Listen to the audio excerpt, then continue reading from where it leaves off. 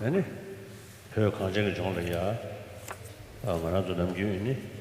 as we usually refer to as the three Manjushri, Longchenpa, Sakya Pandita, and Master Tsongkhapa are referred to as the three Manjushri, emanations of Manjushri. So, Master Tsongkhapa is a well-renowned master, a scholar adept.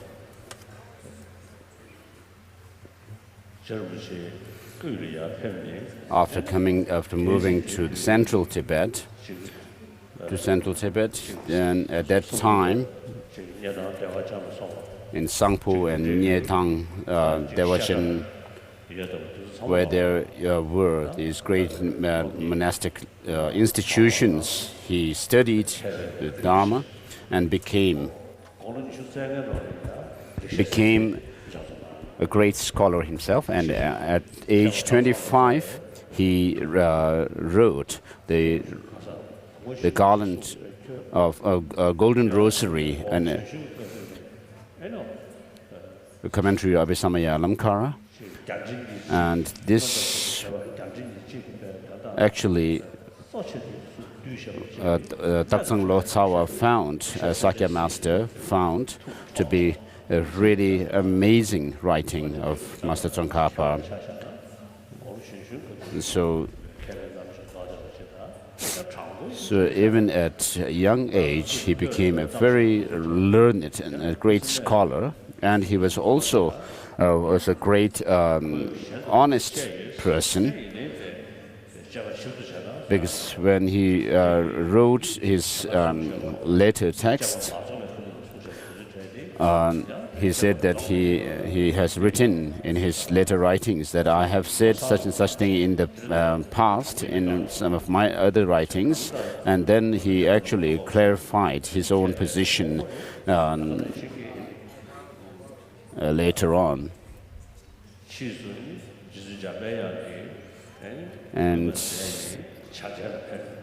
at the behest of Manjushri, he actually left the monasteries and lived as a hermit together with his 8 chief disciples, and so forth, and meditated in solitude in remote places. And then he actually found the profound view of emptiness and completed his analysis into the nature of reality, as he says in the 3 principal aspects of the path.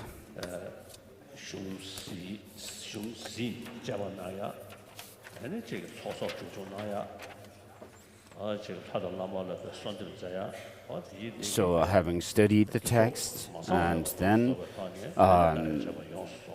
meditated and reflected on them, as well as making offerings and prayers to fervent prayers to his deity, master deity, and after having done all these, when he actually was able to confirm to himself and was able to decisively find the view of the correct view of emptiness, then he wrote the praise to the Buddha for teaching relativity.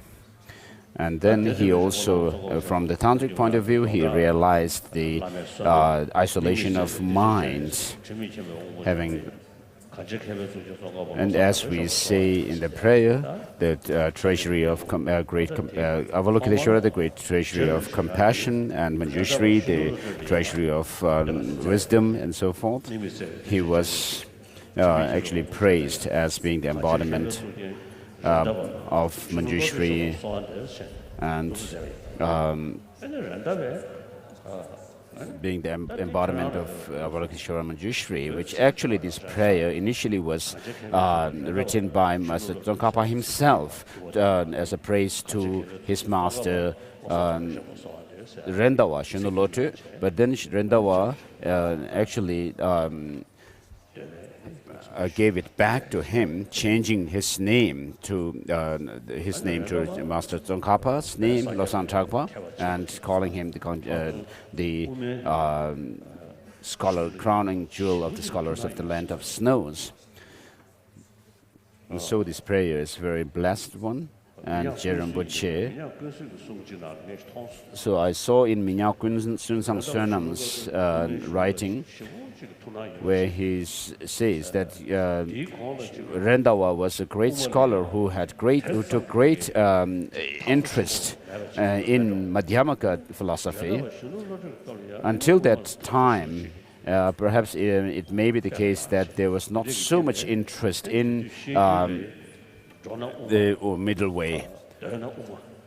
And so this Nyingma master has written that at that time, at the time of Rendawa, there was even the saying that even when moving,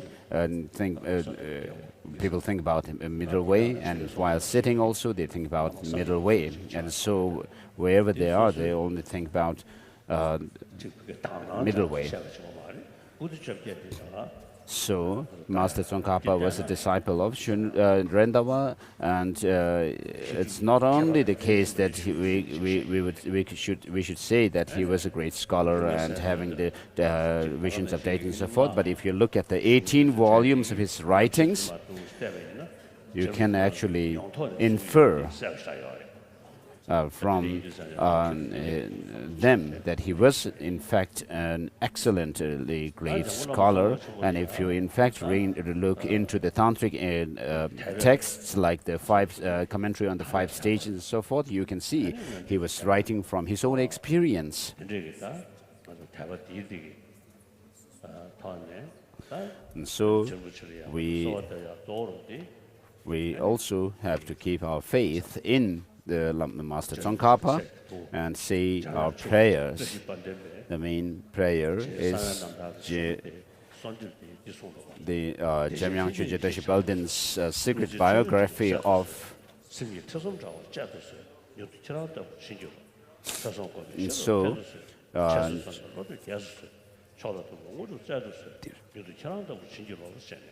Jangchup Lamdron says these lines at the end of this secret biography of Master Tsongkhapa.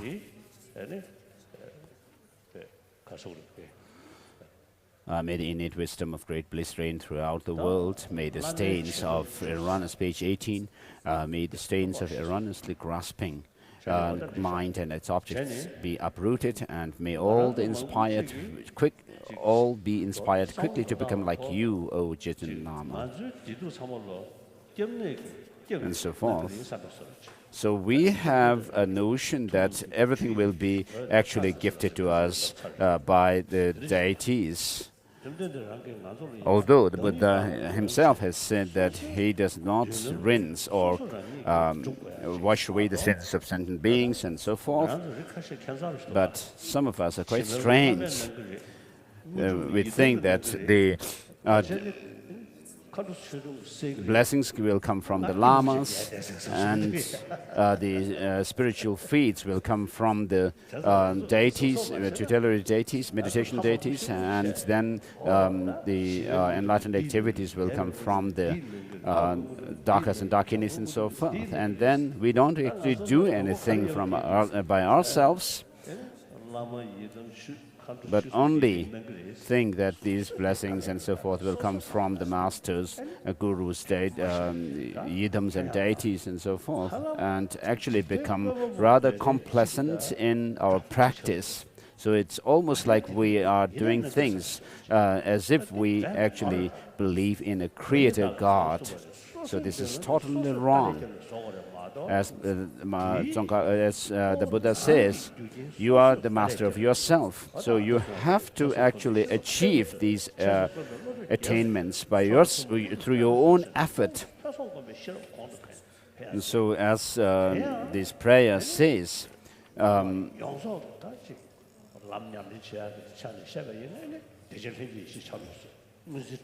we should actually apply this within ourselves. May the wisdom of learning, contemplation, and meditation overtake the earth. may the art of liberation, debate and composition flourish. So through this, one study and practice, one should actually develop the great bliss, wisdom within ourselves. As the prayer also says, may the innate wisdom of great bliss reign throughout the world.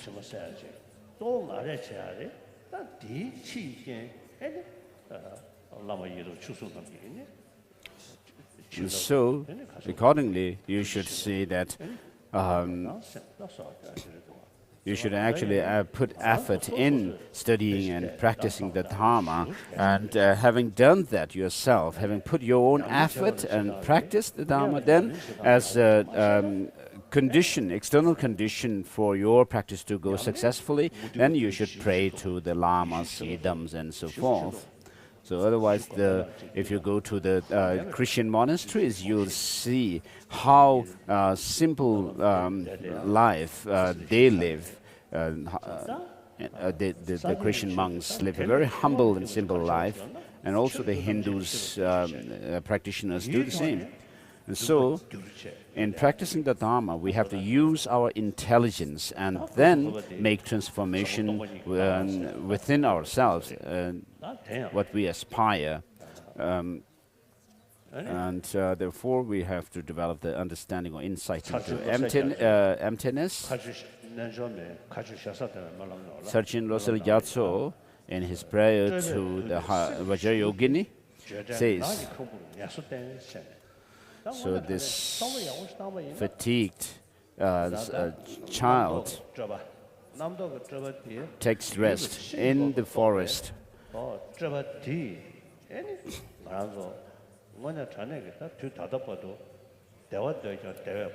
So we are like someone who is tormented by the suffering, and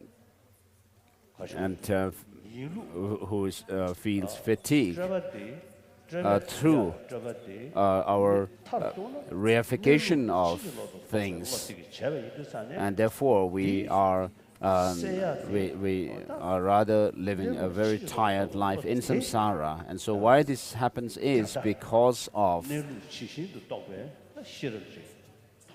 ignorance, which sees, or misconception of reality, which has to be overcome by developing the wisdom which sees the reality as it is, and then we have to progress along the path as the mantra of Heart Sutra refers, by this by saying Gate Gate Para Gate Para Samgate Bodhisattva.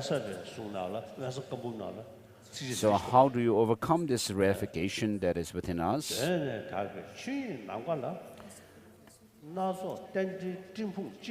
So in the sky of Dharmakaya, which is pure from the beginning, the elaborations or reifications of the clouds gather. So for us, whatever appears to have some objective existence, although there's no such a way of existence, but this appears to us, and accordingly we also cling on to such a way of existence of things. And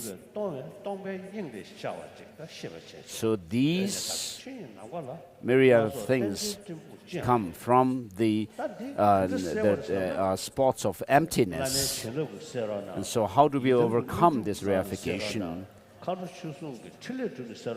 Not through the blessings of the lamas or the spiritual feats of the deities and the enlightened activities of the Dharmapalas and so forth, but by using our intelligence. When we do critical analysis, these elaborations or reifications actually dissipate into the space, the reality space itself. So what appears to be of this multiplicity of things that appear to us, good, bad, and so forth, when you actually look at their the true nature, and you are able to, if you are able to sustain that insight, and then this child who is fatigued by the reification takes rest in this forest hut of ineffability. So, by meditating on the reality of things as it is, what happens is, within the perspective of that very mind which sees the reality, then all this multiplicity of things actually disappear from its view. And because of that, when you come out of that meditation absorption in that emptiness, then you can actually see things as being like an illusion, and accordingly you can make progress in the conventional practices of compassion and so forth. And therefore, you have to actually search for the emptiness, because there is no other way no other way of liberation other than understanding this. So all these. So the elaboration can also be referred to our conceptions, the 80 different conceptions which appear from this innate, clear, luminous mind, and they also dissolve back into it. And therefore, if you can make do your practice to such an extent that this actually happens to you, that the dissolution actually happens to you, then you will not be overcome with fatigue, which is caused by these 80 conceptions as well. And therefore, to the best of your ability, you should meditate on emptiness. Having debated for many years on emptiness, if you are not able to actually integrate whatever you study about emptiness into your mind, then you are only someone who is carried away by the empty words.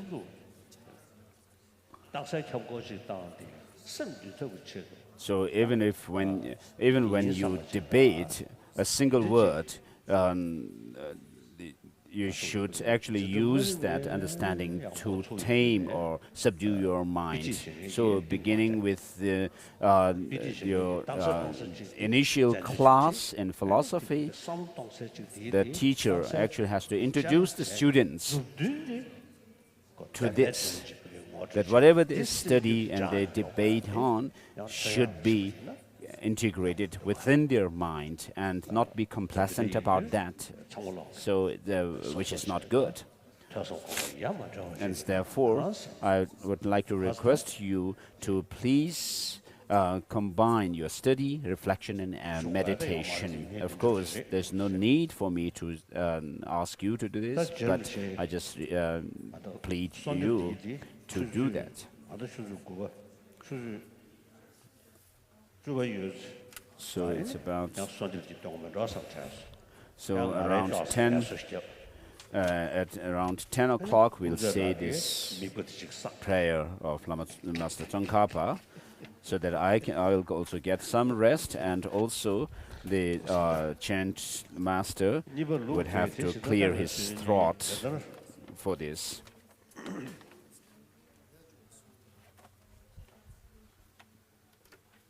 So the actual determination, the chapter 10, misidentifying the object to be negated. The actual determination of reality has the section on actuality.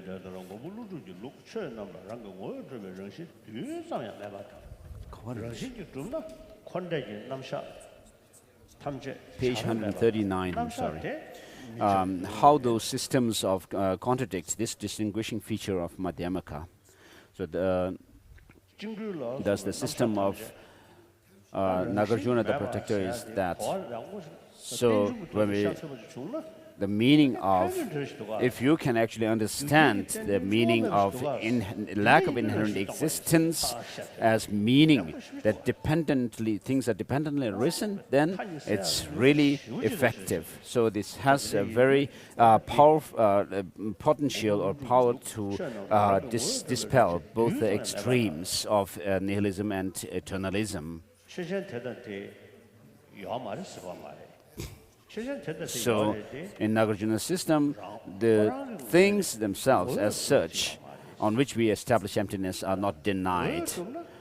They don't say these don't exist, but what is said is that they don't have any objective existence, because if that were the case, then they should not depend on any other factor.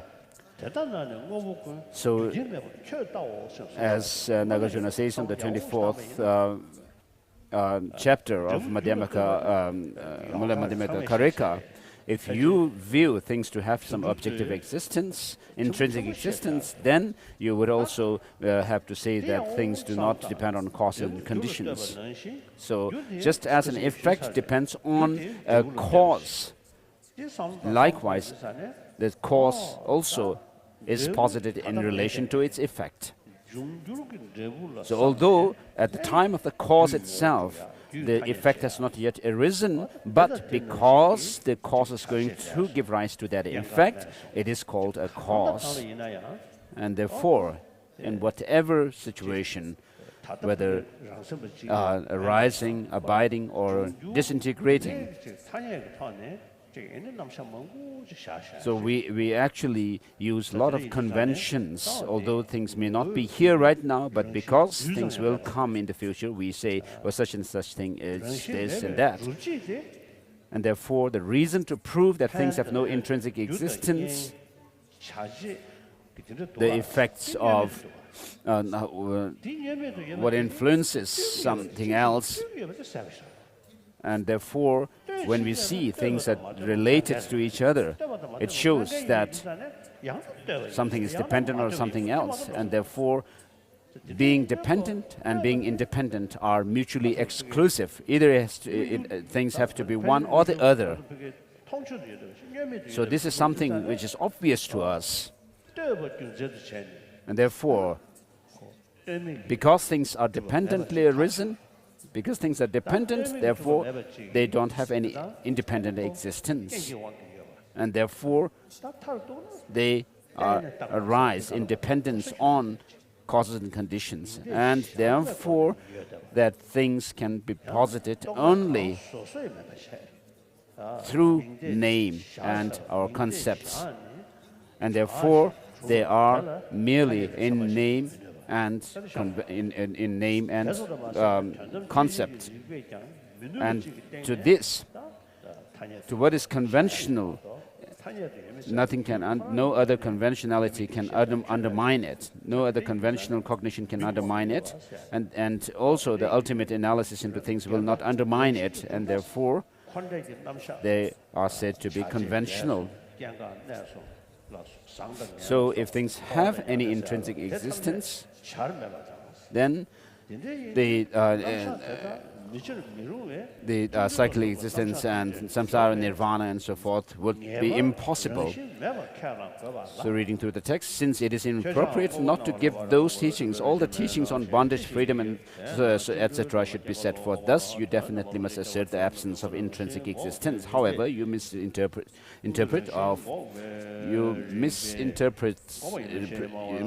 of Madhyamaka seem to say, as things have no essential or intrinsic nature, then what else is there? Therefore, it is not necessary to add a qualification such as ultimate when refuting bondage, freedom, production, cessation, etc. Bondage, etc. are refuted by the arguments that refute intrinsic existence.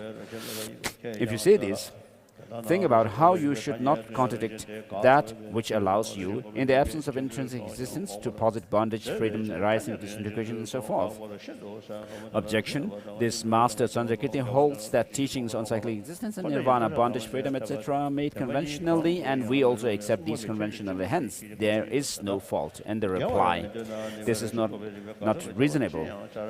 For you also, accept the Master Chandrakirti's assertion that phenomena have no essential or intrinsic nature, even conventionally.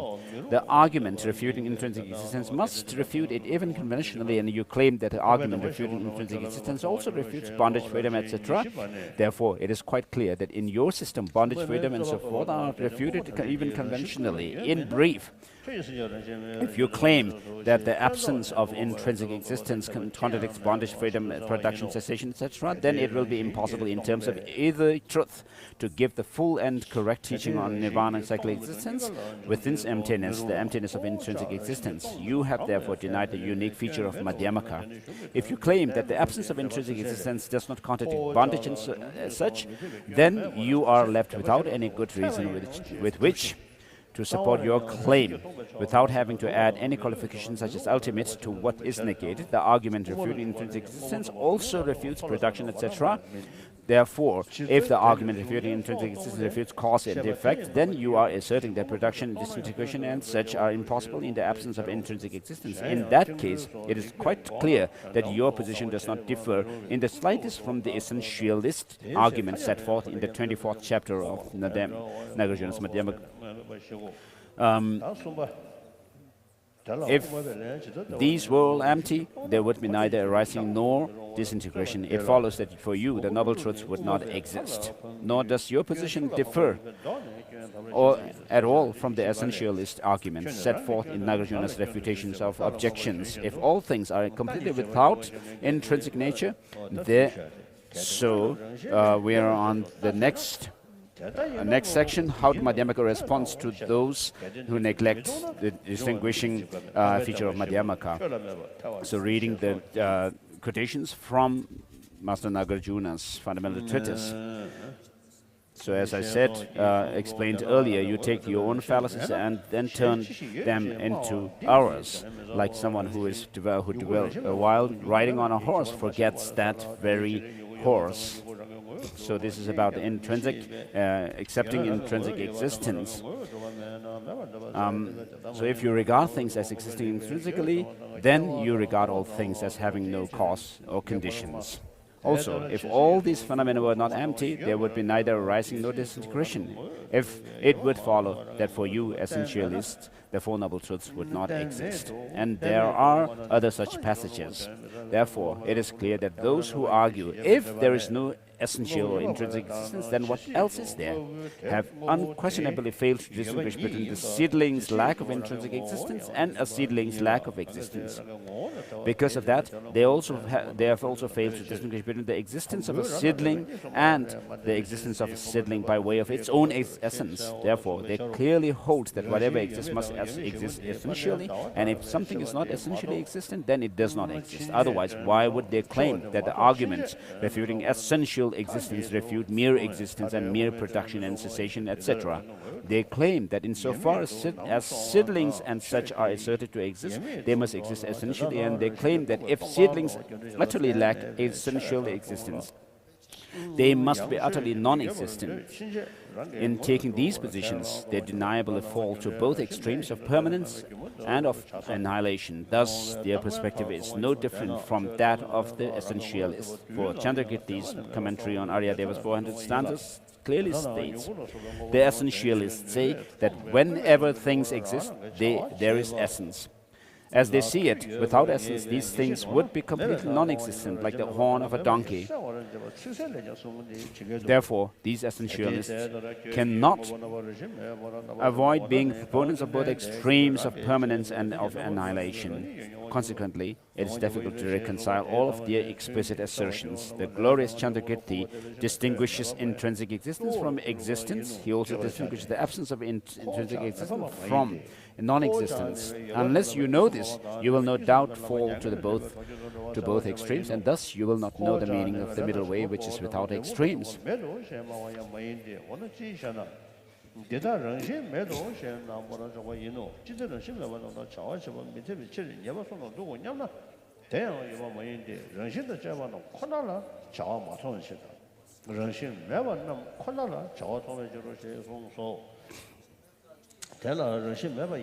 For when it turns out that a phenomenon utterly lacks essential existence, for you it will be utterly non-existent. Then, since there will be no way at all to posit cause and effect within emptiness of intrinsic existence, you will fall to an extreme of annihilation. Also, once you accept that a phenomenon exists, you will have to assert that it essentially exists. In that case, it will be impossible for you to treat cause and effect as similar to illusions in the sense that they appear to exist intrinsically, whereas they do not. Consequently, you will fall to the extreme of permanence. Therefore, to avoid falling to the extreme of existence, you must realize that from the outset all phenomena lack even a particle of essential existence.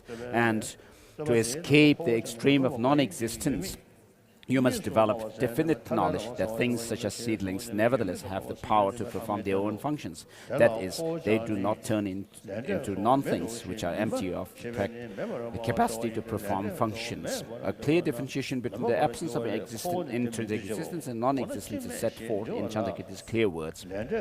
Objection: this claim that things lack intrinsic existence will wipe out everything that Bhagwan has said, such as you experience the fruition of the karma that you yourself have done. By making this claim, you mistakenly deny karma and its effects. Therefore, you are the supreme nihilist. Reply: we are not nihilists. We refute both the propositions of existence and proposition of non-existence. We eliminate the path free from these two and the path that leads to the city of nirvana. We also do claim karma, agents, effects, and so forth do exist. What do we say? That we posit that these lack intrinsic nature. Objection. So, it's about on page 144, Chandrakirti's commentary on the 400 verses. So, of course, the term interdependent origination is used by all the four different philosophical schools. But the Madhyamakas use this as the reasoning to, of course, the cause and effects have their own identity. They hold their own identity. So the realists actually say that things arise from their own causes and conditions. Therefore, there is something intrinsic or essential in the cause to give rise to their respective effects. And it's not the case that we can actually concoct anything with our concepts. And Chandrakirti is replying to them here. So what is the meaning of dependent arising? There are two meanings. One is the dependent origination in terms of causality, how causes give rise to their effects. So effects, in other words, effects depending on their causes. And the other is the dependent origination in terms of how things are designated. Not only that the effects depend on their causes, but the cause themselves also are dependent on the effects. And similarly, a whole is dependent on its parts, and the parts are dependent on the whole. So they are mutually dependent, as Madhyamaka Avatara says. So there is this dependence by designation. So in the commentary on Madhyamaka Avatara by Lama Tsongkhapa, there is this mention of how a whole is dependent on its parts. So those who deny, even in convention, the objective existence, can say that they say that things are posited by designation also. And so there is some difference in saying that things are designated and things are posited by designation and mere designation. If we look at Lama Tsongkhapa's commentary on Madhyamaka Avatara, and then in his Ocean of Reasoning, he says that when we say things are merely in name, It doesn't mean that the object which the name refers to is not denied, nor the name itself is not nor do we deny the name itself being existent. Although we name things, but if we will to look at the object itself, to try to search for the object within that object that is referred by the name, then of course nothing can be found in it. But then things have influence on us, impact on us, and therefore, by default, what we can decide is that there's things are merely existent by merely by way of name or designation. And so, in Lama Tsongkhapa's Ocean of Reasoning, commentary on Mula Madhyamaka Karika, he says there can be two ways of how things can exist, either from its own side, objectively, or by way of name, designation. And since things cannot be found to have any objective existence, therefore the conclusion is that there's no other choice but to say that they are merely designated. And then it says in the text, it means that the absence of intrinsic existence, it means no intrinsically existent production, it means the arising of effects whose nature is similar to a magician's illusion, a mirage of reflection, a phantom city, an emanation or dream. It means emptiness and selflessness. And Chandrakirti shows that by asserting dependent arising, you can avoid the extremes, the position that things exist and the position that things do not exist. He avoids the position that things exist by explaining that dependent arising means no intrinsically existing production, and he avoids the position that things do not exist by. So here the nature is refers to what is to be negated, the object of negation. So when we talk about the things have no intrinsic existence, so the essentialist position that things exist refers only to intrinsic existence. Thing in the position that things do not exist refers to things that perform functions. For page 145, for in avoiding those two extremes, Chandrakirti refutes intrinsic existence and indicates that there do exist cause and effects that are like a magician's illusion. Moreover, Chandrakirti's commentary on the 400 stanzas says, question, do you Madhyamakas claim that there are no memory consciousness that have as their objects the things of the past? Reply, you who claim that such do not exist,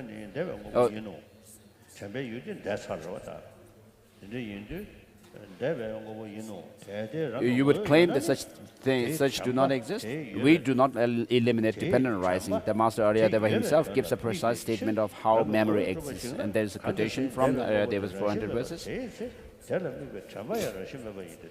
And in the next passage, the lines from Aryadeva's text says, therefore, the arising of what we call memory is only as unreal subject with an unreal object.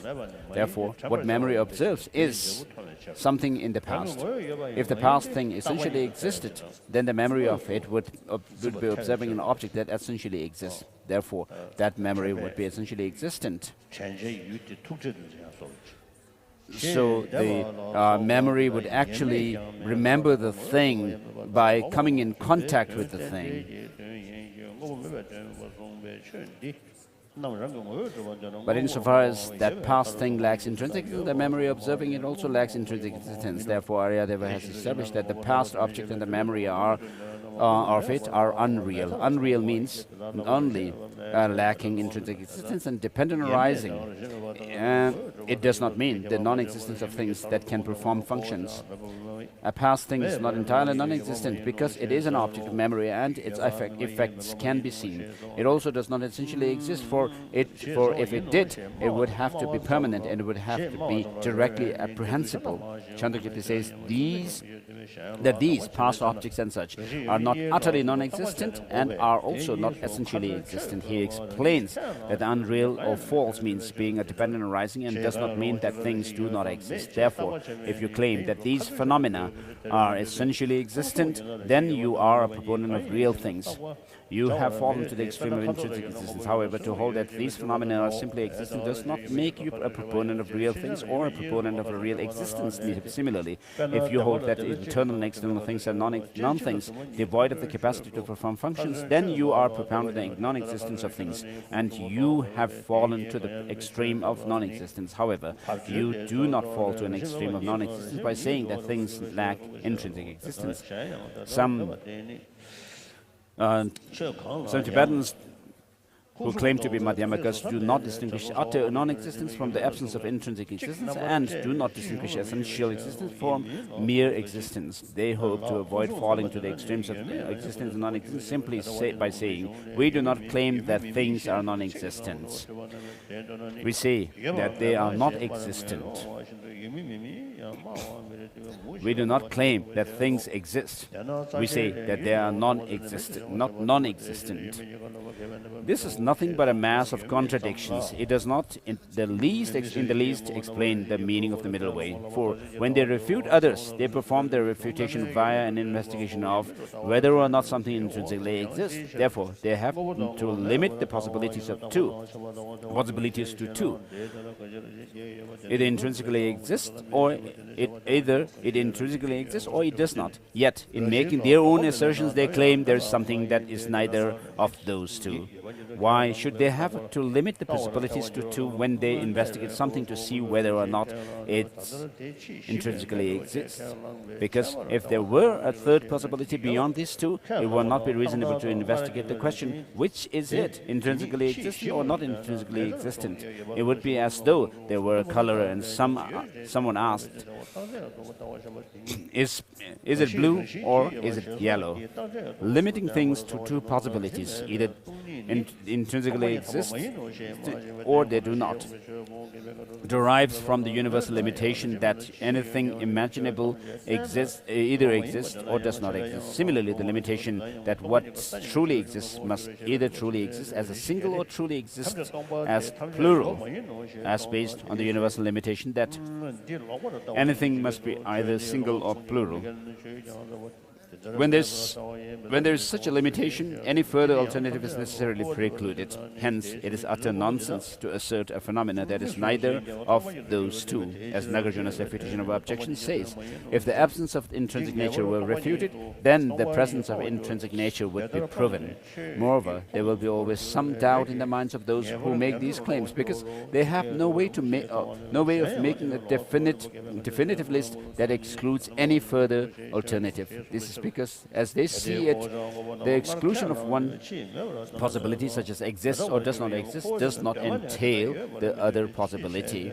If they accept that there are some cases, such as is and is not, which excludes any further alternative, then they should know that it is exactly the same in the case of exists and does not exist. Even their position is an overly literal misunderstanding of Madhyamaka texts that say is not existent and is not non-existent. Therefore, if, as they claim, it is inappropriate to say exists or does not exist, then it will also be wrong to say is not existent and is not non-existent, because those Madhyamaka texts say that they should reject all four possibilities. Therefore, Nagarjuna's fundamental treatise does not refer to simple existence and non-existence when it states, to say it exists is a conception of permanence, to say it does not exist is a view of annihilation. Hence, the learned should not dwell in either existence or non-existence. This clearly means that the person who claims that things intrinsically exist will have views of permanence and annihilation. Chandrakirti's clear words explain that in this passage, the conception of existence and non-existence refers to the view that things exist and the view that things do not exist. And then it then says, why is it that when you have the view that things exist and the view that things do not exist, it follows that you have views of permanence and of annihilation. As Nagarjuna's fundamental treatise says, whatever exists intrinsically is permanent, since it does not become non-existent. If you say that an intrinsically existent thing that arose before is now non-existent, then that entails an extreme of annihilation.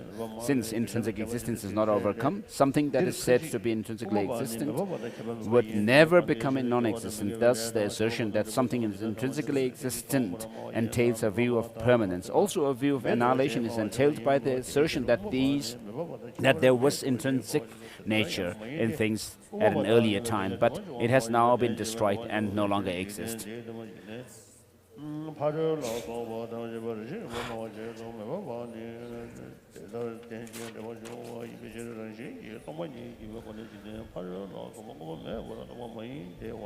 Chandrakirti calls the assertion of intrinsic existence a view of permanence and says that if you assert the later destruction of what was formerly intrinsically existent, such is a view of nihilism. He does not say this of mere existence or mere disintegration. Also, Buddha Palita's commentary on the fundamental treatise clearly explains that when Nagarjuna says whatever exists intrinsically is permanent and so forth, he is indicating the type of permanence and the type of annihilation that he meant when he explained that to say exists or to say does not exist is to have views of permanence or annihilation. In brief, if you claim that emptiness, which is absence of intrinsic existence, is not the sublime emptiness taught by the Buddha, and you refute it, then you will be reborn in a miserable realm due to having abandoned the true teaching, the perfection of wisdom. If you take an interest in the absence of intrinsic existence, but think, if there is no intrinsic existence, what is there? And then claim that all phenomena do not exist at all, you will still fall into the chasm of a view of annihilation.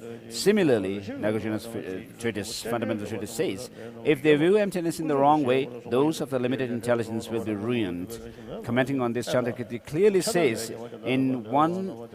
if on the one hand you were to think all is empty, that is, does not exist, then you would be viewing emptiness in the wrong way. In this vein, Nagarjuna says, if this teaching is misunderstood, it ruins the unwise, for they sink into the filth of nihilistic views. On the other hand, suppose that you do not deny all phenomena, but then say, we have seen these things, how could they be empty? Therefore, an absence of intrinsic existence is not what emptiness means. In that case, you have definitely abandoned emptiness. After you have abandoned emptiness in this way, you will definitely be reborn in a miserable realm due to this action of depriving yourself of the true teaching, as Nagarjuna's precious Gaden says. Further, if they misunderstand this, fools who take pride in their supposed wisdom will destroy themselves by abandoning it and fall head first to the unrelenting hell. Quam. If we claimed that there were real things and then later view them as non-existent, then we would have a view of annihilation. However, we do not accept their existence from the outset. What is annihilated so as to make this view of annihilation, for Nagarjuna's treatise says, if you say that what arose before is now non-existent, that entails annihilation. Thus, Nagarjuna says that such a view is annihilation. Such is the view of annihilation. Also, Chandrakirti's clear word says, yogis do not fall to the two extremes. If they know the conventional truth, which are produced only by ignorance, lack intrinsic existence, and then know that the emptiness of those has the character of the ultimate, they think, how could something which has now become non-existent have existed then? Since they do not regard earlier things as having had intrinsic nature, they do not think that such later become non-existent. Reply: this is not reasonable. Your supposition is that in order to have a view of annihilation, one must assert earlier existence of whatever thing is annihilated later. In that case, it would absurdly follow that even the Lokayata proponents of materialism would not have a view of annihilation. But it is not their claim that past and future lives, karma and effects, etc. once existed and later became non-existent. They do not accept such as having existed in the first place. Therefore, when Nagarjuna said, if you say that what arose before is now non-existent, that entails annihilation, he meant that proponents of existence who assert that things have an essential or intrinsic nature will unquestionably have views of permanence and annihilation. For if they claim that this intrinsic nature never changes, then they will have a view of permanence. If they claim that it once existed and was later destroyed, then they will have a view of annihilation. Madhyamikas do not accept the existence of even a particle of essential or intrinsic nature. This fact proves that they lack one type of view of annihilation, the type in which it is held that an intrinsic nature that once existed is later destroyed. It does not prove that they have eliminated all views of annihilation. In a different way, Madhyamikas are also unlike those who have the other type of view of annihilation, a view in which it is held that karma and its effect do not exist. This is set forth at length in Chandrakirti's clear words as follows.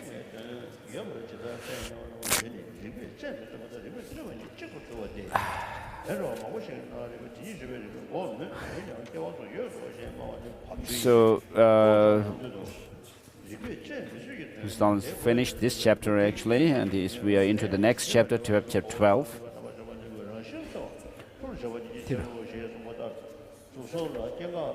So, chapter 12, Rational Analysis, showing that Madhyamaka critique does not eradicate conventional existence, has 4 parts.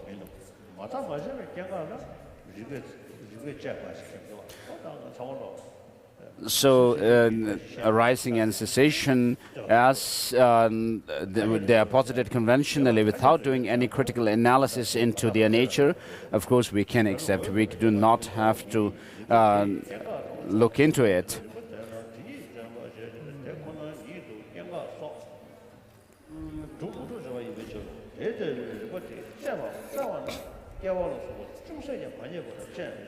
So, His Holiness commenting on page number 156, the second last paragraph. So,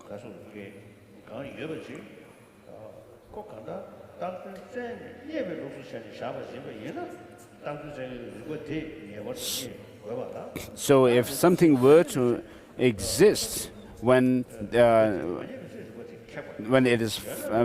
if something were to be found when a critical analysis into its nature is done, then of course it cannot be refuted by that critical analysis into the nature of things, because that finds it.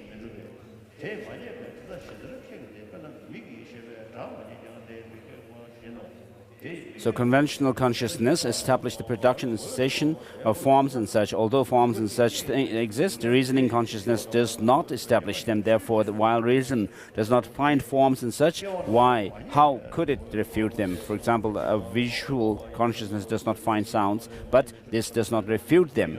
This is similar. Therefore, if production, cessation, and so forth existed essentially, page 157, that is were established in reality, then reason would have to find them, because it accurately analyzes whether forms and such have essentially exist in production and cessation. Since such analysis does not find production and so forth, it refutes production, cessation, and so forth that exists essentially, that is, in reality. For if they existed essentially, that analysis would have to find them, but it does not in the East. It does not. For example, when a searcher who is certain to find a pot in the East, if it is there, searches in the East for a pot and does not find it, this refutes the existence of a pot in the East. Yet, how could it refute the mere existence of a pot? Similarly, Madhyamaka analysis is certain to find essentially existent production if such exists. When it does not find production, this constitutes a refutation of intrinsically or essentially existent production. How could it refute mere production? In this way, Chandrakirti's commentary on the 400 stanzas says, is clear. Therefore, when reason analyzes in this way, there is no essential nature that exists in the sensory faculty, object, or consciousness. Hence, they have no essential existence. If they essentially exist, then under analysis by reason, their status as essentially existent would be seen even more clearly, but it is not. Therefore, they are established as empty of intrinsic nature. Chandrakirti repeatedly allows that these conventionalities, such as form and sound, do exist. However, they are not in the least established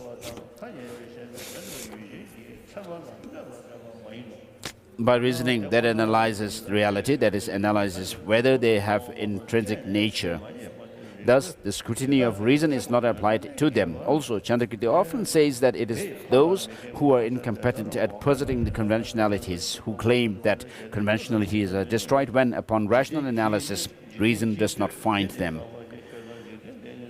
If reasoning that analyzes whether they have intrinsic nature could refute them, then you would have to apply intense rational scrutiny to these conventionalities, that is, forms, feelings, and so forth. However, the texts of this master completely refute such efforts. Therefore, it is those who have wandered very far from the middle way who claim that something is invalidated when it is not found by reasoning that analyzes whether it has intrinsic nature. Similarly, a meditative equipoise of a noble being does not see the production and cessation of forms and so forth. So when a visual consciousness sees a form, of course, in terms of seeing the form itself, the form as such, it is not mistaken, but because there is this appearance of the form to have some kind of objective existence, therefore that sight, visual consciousness is mistaken from the point of view of that appearance of the form, the objective appearance of the form.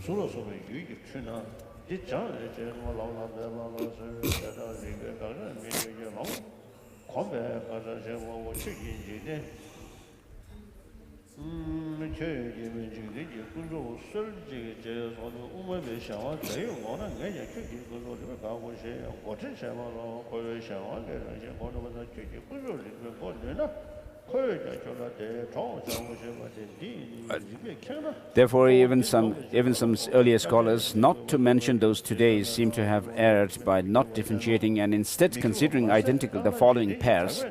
Number one, something unable to withstand rational analysis versus something invalidated by reason.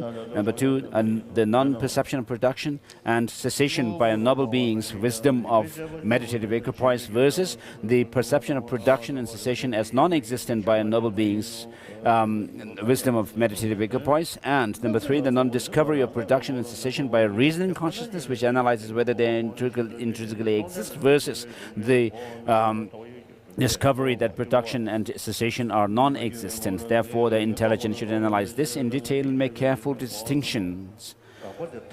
In saying this, we do not assert that the conventional consciousness is more powerful than knowledge of the ultimate, nor do we assert that conventional consciousness contradicts knowledge of the ultimate. However, you claim that rational analysis of reality refutes conventional forms, feelings, and so forth when it analyzes them and does not find them. It does not refute them. In fact, mundane knowledge will contradict any attempt to refute conventional phenomena.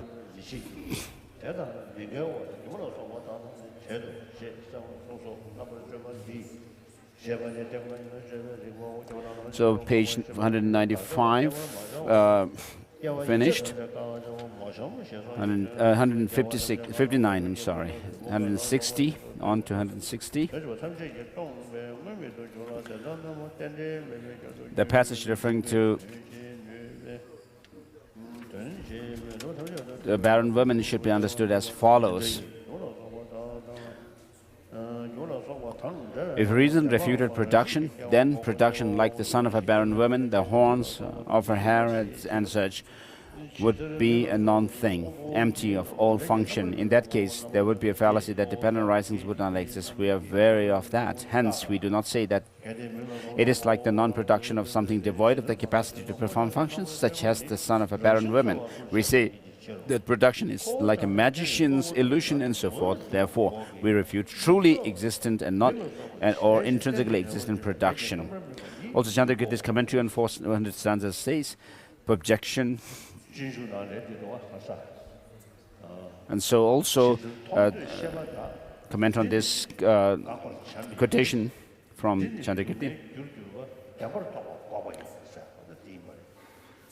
So Shantideva says that we are actually saying the means to, talking about the means to seize the conception which perceives or conceives a true existence and things.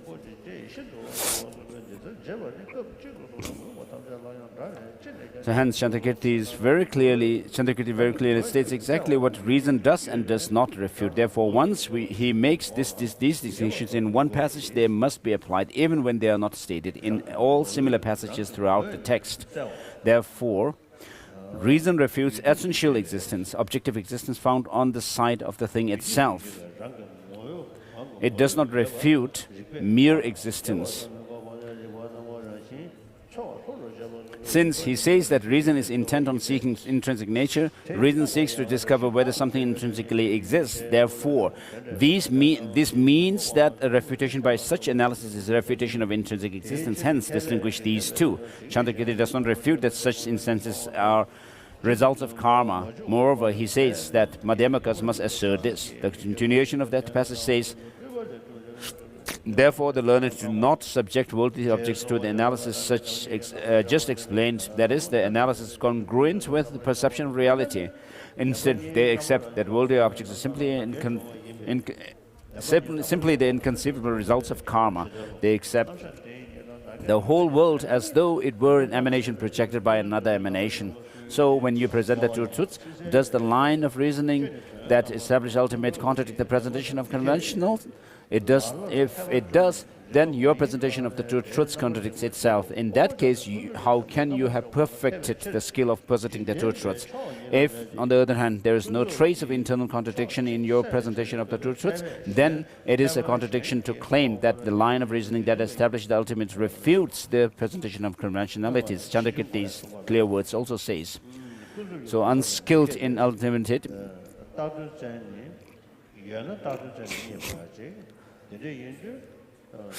So the realists, according to them, if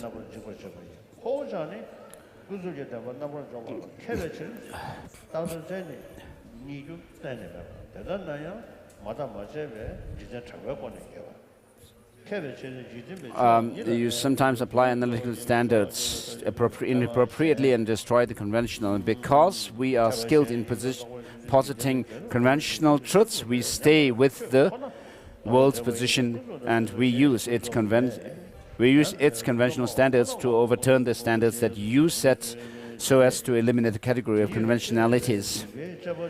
Likewise, the elders of the world, we derive out only you who deviate from the traditional standards of the world. We do not drive out conventionalities. Thus he says that he refutes only proponents of tenets that deviate from conventionalities.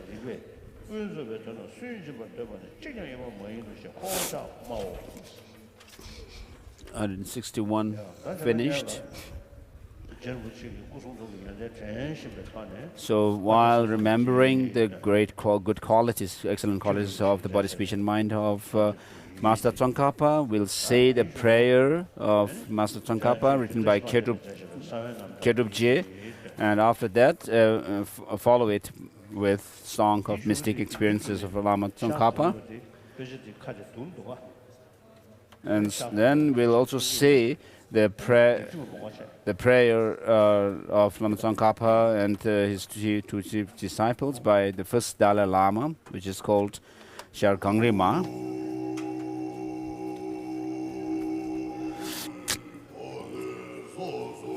Magnificent, precious root guru, the glory of the triple ground, it says, the praise. Magnificent, precious root guru, lotus seated at our hearts. Through your great kindness, held by your great compassion, bestow powers of body, speech, and mind. Lone eye of beings of the triple ground, triple levels, liberation seekers, protector, unsurpassed, great compassion, more than all the conquerors, purest supreme Guru, I pray to you. Bodhisattvas' deeds adopted, witnessed by conquerors in Tuchita as Jangchup Dringpo, well renowned, in the snowland known as glorious Tsongkhapa, heir of the conquerors, I pray to you. I pray to you, replete with the education of excellent teachings, Sanskrit, grammar, and science, all learned without effort, by the power of the ripening of your merits' vast expanse, emerging from your mother's water holder, amidst the lightning flashes of samsara's flotations, not consorting but illuminating all to the sun of your form, I humbly make request. In youth, all conquerors' austerities performed, upholding supreme moral discipline, bound lifelong familiar with restraint. Powerful one, to you I make request. Discerning, unhindered, entering the words and meaning of the conqueror's excellent speech, always seeking to practice their advice. Vast mine of knowledge, to you I make request. I pray to you, I, for all phenomena, omitting none, undefiled, subtle, meticulous ability, never satisfied with streams of babble, supreme sage of 10 million difficult points. Your speech trained in all debates and 100 answers analyzed. Even the slightest distortion abandoned, pure, powerful mind, I pray to you. Who else but you, seeing just as they are the text of the great Indian chariots and all the excellent teachings arising as supreme advice, to you alone I pray. Wherever on the ocean clad your feet may rest, on the ocean clad your feet may rest, the mark left in the dust becomes an eternal place of offering, and so on. Crown of all supreme scholars, to you I pray. However much even the conquerors probe the pure moral practices in your mind, of the subtle fault of slacking your deeds, not a whit to see abandoned, to you I pray. Mass of water, source of treasure, such is the depth of your compassion. Eye of wisdom beyond all objects, compassion's mine, Lord, to you I pray. Your extraordinary thought, the carriage will not leave the burden of being's welfare still to board. The end of the great waves of deeds is reached. Excellent courage, to you I make request. Protector, if even your breath becomes medicine for all migrating beings, what need to mention your two collections' deeds? Friend of the triple ground, bone, I pray to you.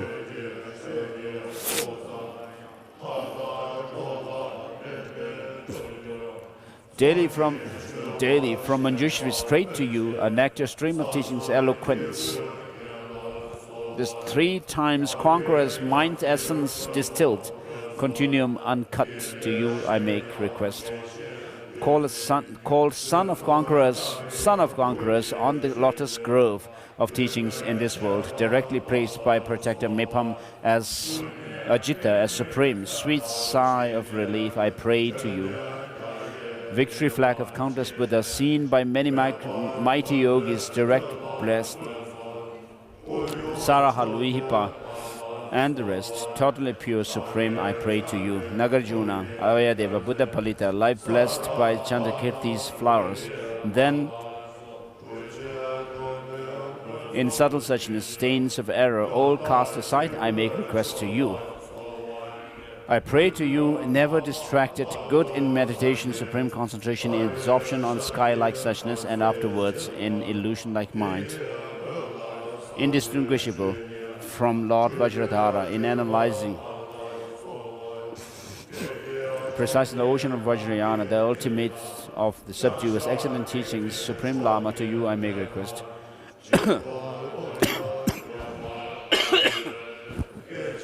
In achieving the 2 stages, the path's end, Having seen just as they are the subtle points in this uncharted field uncrossed by others, to you who practice the essence I make request. Having completed deity yoga, gross and subtle, far from desire for vulgar false appearance, whatever arises by the play of the mandala, will your mind undistracted. To you I make request. Superstitions, cause of winds, dissolved into the duty. Clear light, seeing all as empty suchness, whatever arises, having the play of supreme bliss. Vajra mind possessor, I pray to you. Limitless prayers by powerful, skillful means. After this achievement, leading hosts of disciples onto the path pleasing to the conquerors, protector of all worlds, I pray to you. I make request to you who illuminated the three training scriptures and realizations of all the conquerors' holy dharma, when the virtuous trainees were nothing but symbols of practice and training in mere definitions, turning remnants of the doctrine into just words. When you emanate in this realm at will, collections of sky-bound heroes darkness gather close and enter your heart, in your heart, offering to you who are sky beyond thought, I pray. When the clear light Dharmakaya manifested in the bardo, your form became a mass of light, supremely illusory form Sambhogakaya. To you, the one who attained this, I pray.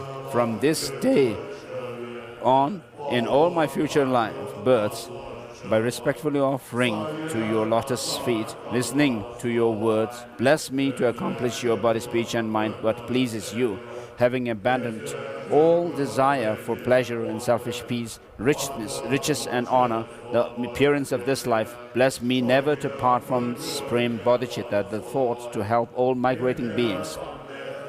By incisive intelligence, subtle and wise, following reason, having internalized without omission the meaning of all the conqueror's teachings, please bless me to clear the great darkness of the ignorance of migrators. Having ascertained the meaning of the Vajrayana's many aspects, unmoved by all obstacles, outer and inner, bless me to practice one-pointedly and reach the profound meaning of the two stages, the end of the good path. In short, having learned well all the pure dharma of the conquerors, the original thought exactly as intended, particularly the highest Vajra vehicle, bless me to be a guide for transmigrators. By this virtue in all my lives, unseparated from you, Lama, supreme guide, protector, nourish me with the taste of this nectar source, your excellent teaching, the essence of your mind. All the virtuous work are to be done and being done by myself and others, however much there is, following what pleases you, may it be accomplished just as you advised. Conqueror Tsongkhapa, in all my lives, by the direct power of the supreme vehicle, the virtuous friend, may I never turn back even for a moment from this good path praised by the conquerors, having unmistakenly realized bodhicitta, the supporting beam of the supreme vehicle, the two stages and the points of the pure view. By my effort may I accomplish the essence of your speech. Through study and practice, may I see as supreme advice the Sutra, Tripitaka, and 4 classes of Tantra. May the glory of Losang Dragpa bring good fortune to spread the supreme teachings of the sage always and everywhere.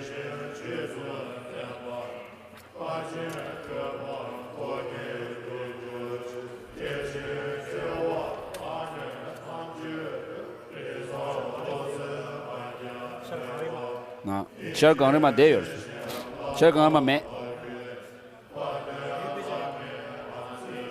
đi đủ không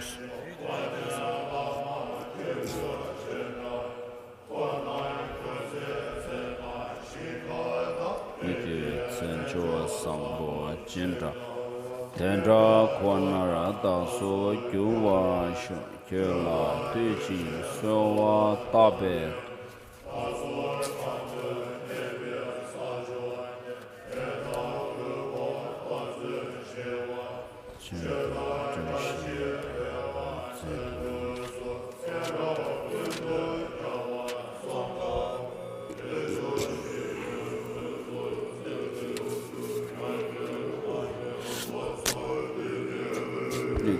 Samyan Dobara Majunji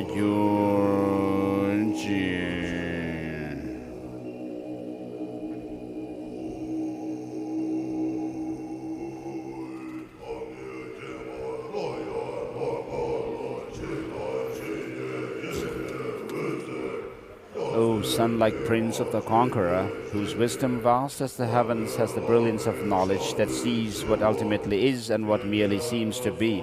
O venerable Lord of Dharma, most perfect Guru, the dust of your feet I place on my crown. Even the Buddhas of the Even the Buddhas and Bodhisattvas who fill the 10 directions cannot describe the excellence of your body, speech and mind. Yet, out of passionate inspiration, I shall sing them. Pray, listen for but a few moments. As a blossoming garland of flowers to adorn the necks of the clear-minded, and as a precious jewel to enhance the force of conviction, this song in praise of your oceans of splendor to delight all sages I have composed. Like a cloud, a merit of your superb deeds releases a torrent of rain that swells the virtue of those to be trained, and proclaims with the dragon's thundering roar the sweetness of the vast and profound, O glorious, powerful, bellowing Lama, foremost of tantric adepts, the mighty yogi who mastered the many millions of samadhis, composed faultless expositions and made true efforts in practice. Most splendid of lamas, you tower over the heads of all. At Vajrasana, in a former birth to the victorious one, you offered a rosary of 100 crystal beads. Thus, you acquired the fortune later to attain the perfect view. O illustrious Lama, at your feet I may pay homage. At the age of 7, you directly perceived the Bankara Atisha, the great path clearer, and Vajrapani, Lord of Secret. The exaltations of both the sutras and the tantras dawned upon you, O illustrious Lama. At your feet I pay homage. O Jitsun, Lord of phenomenal existence,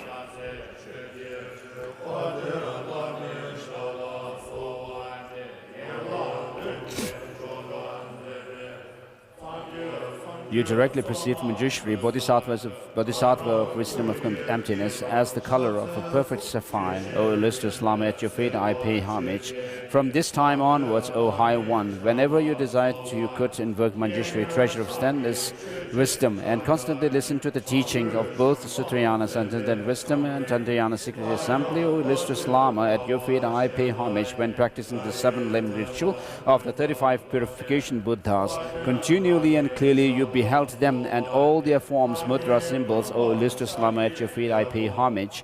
Seated in the auspicious posture, hands in the Dharma teaching mudra, Buddha Maitreya prophesied that just as the Sugata's who possess the 10 powers, you will one day perform the 12 acts of a supreme universal teacher. O illustrious Lama, at your feet I pay homage. Victorious master of both life and death.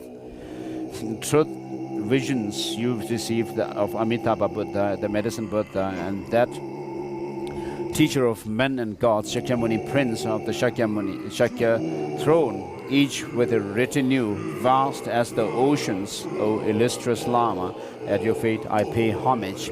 Saintly Tara, source of all cities, Oshanisha Vijaya, the one exalted and radiant, Oshanisha Siddhatapatra, dispeller of obstacles, and other such mistake female Buddhas. Again and again you directly perceived, O illustrious Lama, at your feet I pay homage. Bodhisattva Nagarjuna, Aryadeva, Holy Buddha Bali, the magnificent Dharma Chandrakirti, and the mighty Yogi Nagabodhi appeared, then constantly cared for you.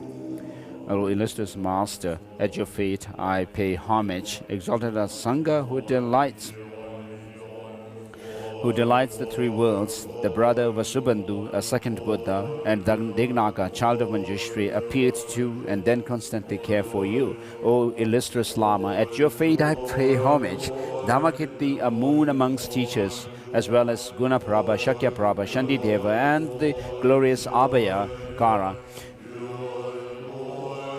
appeared to then constantly care for you. O illustrious Lama, at your feet I pay homage. All the Mahasiddhas of India and Tibet, such as Indra Bodhi, Saraha, Luipa, and Krishnacharya, Tilbupa, Gandrapada, Tilupa, and Naropa appeared to, then constantly care for you. O illustrious Lama, at your feet I pay homage.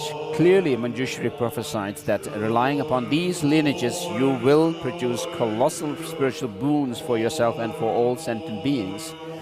Great, bold one who spontaneously fulfills the wishes of the world, O illustrious Lama, at your feet I pay homage.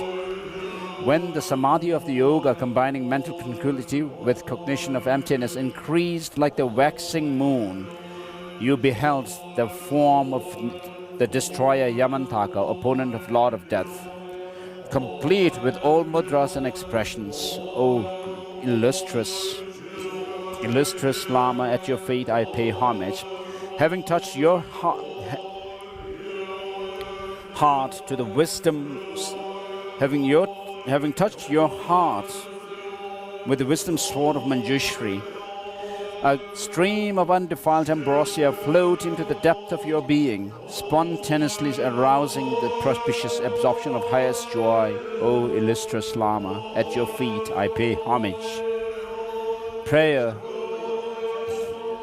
for rebirth in the land of bliss and a eulogy of perfect intent of the dauntless protector Maitreya Buddha, as well as their graduated levels of meaning Manjushri illicitly conveyed to you who recorded and skillfully presented them. O illustrious Lama, at your feet I pay homage. Whenever you constructed a religious image, the wisdom beings actually entered into the symbolic beings. This host of deities that you summoned still generates fields of merit within beings. O illustrious Lama, at your feet I pay homage. One night you dreamt of Nagarjuna and his 5 spiritual sons, amongst them discussing the fabric of dependent origination. From their midst came Buddha Palita, who touched you with a scripture. The very next day within you arose the mind of a high one. O illustrious one, Lama, at your feet I pay homage. By focusing on the pith of the 6 branches of Kala Chakra, the wheel of time, you directly perceived his Buddha form. He foretold that soon you would equal even King Suchandra. O illustrious Lama, at your feet I pay homage. When for the first time you had led the great prayer festival of Lhasa, 100 magical ornaments appeared at your feet. At making this joyous offering, the Buddhas and their sons in the 10 directions were filled with supreme delight. O illustrious Lama, at your feet I pay homage. Generating the form of great bliss deity, through the yoga of non-duality, of profound luminosity and illusory appearances, you attained the Vajra Yoga body. O illustrious one, at your feet I pay homage. By practicing mantric signs of inhaling and exhaling Om Ahum on the lotus heart, the vital energies entered the central nadi, rested at as breathing stopped and then dissolved. Thus you experienced the clear light, Mahamudra, the great seal, attaining the Vajra Yoga speech. O illustrious Lama, at your feet I pay homage. Raising the navel chakra's mystic heat, which rests at the base of the central channel, the letter Hum at the crown of your head melted and fell to your heart as spontaneously the experience of blisses dawned upon you. Simultaneously, the experience of bliss dawned upon you. Thus, you attained the Vajra Yoga mind. O illustrious Lama, at your feet I pay homage. Having been invoked as witnesses to your pure and perfect aspirations, all Buddhas and Bodhisattvas came forth. Only when you had summoned each of them into his respective position did you honor them with offerings. O illustrious Lama, at your feet I pay homage. While contemplating the principal mandala of Manjushri Vajra, Guha Samaja, Guhe Samaja, you dreamt the Maitreya and Manjushri, who were speaking of Dharma,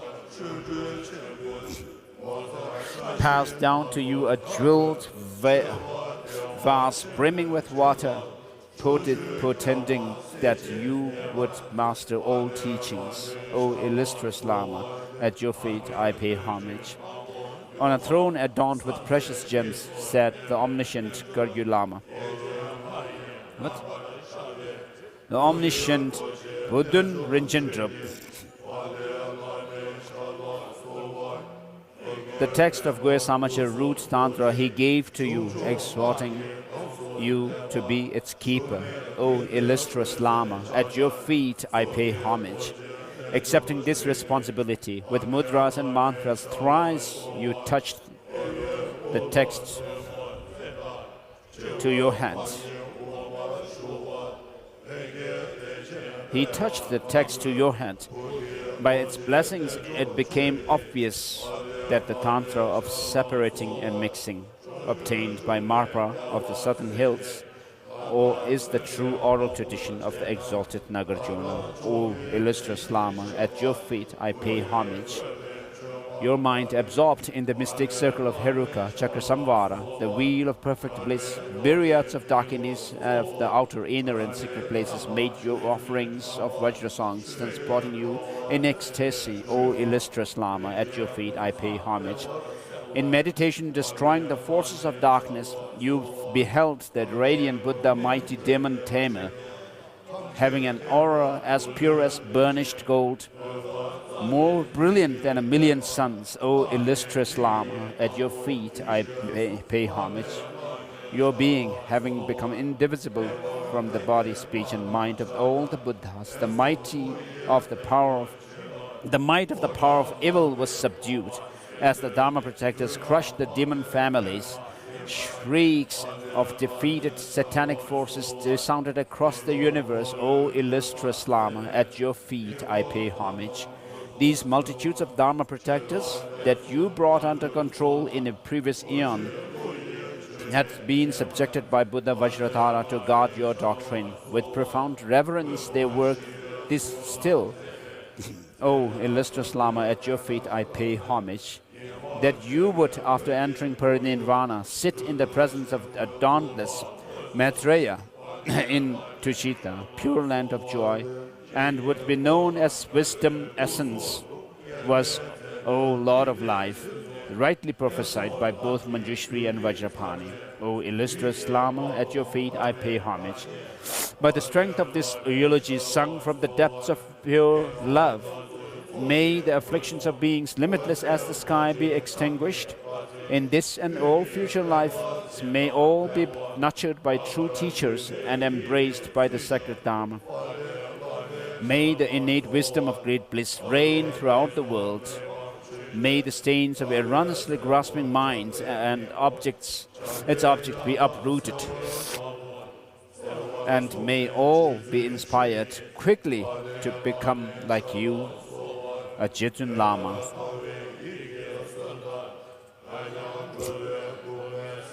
When the wisdom of learning, contemplation and meditation overtake the earth, may the arts of deliberation, debate and composition flourish. May the ordinary and supreme siddhis come to each and every practitioner, and may all be inspired quickly to become like you, O Jetun Lama.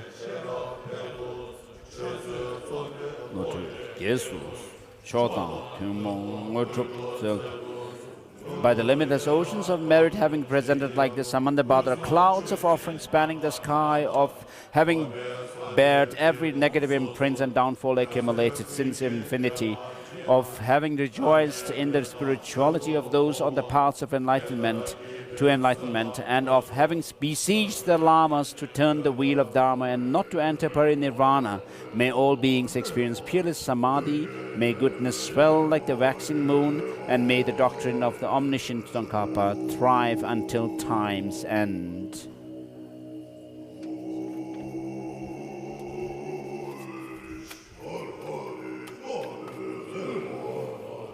Drepung Kala Nyedrawa De Tongwe Mela Lama Ten Zin Samshin Samshin Na Yer Song Na Minda Mindu Number Gevel Ko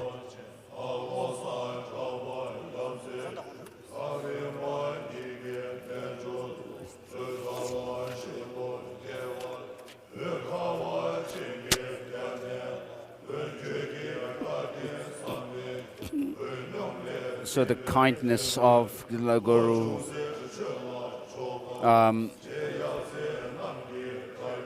Master Tsongkhapa is inconceivable to the beings of the snow land. So I have no other none other except you, Tsongkhapa and your disciples, to take refuge in. As you are, your kindness is great to me. So from this time until I reach the essence of enlightenment, I have no one to rely upon as my protector or refuge, and I will not look for any other for refuge. And therefore, please hook me with your compassion's hook. Although I cannot repay your kindness exactly, I will not let myself be swayed by negative emotions of attachment and aversion. And I will work hard, but enthusiastically to preserve your teachings. In this land of snows, there are those who proclaim to be Dharma, to be the upholders of Dharma. But they hold other Dharma upholders, other teachers, to be sworn enemies. And I'm disillusioned by this.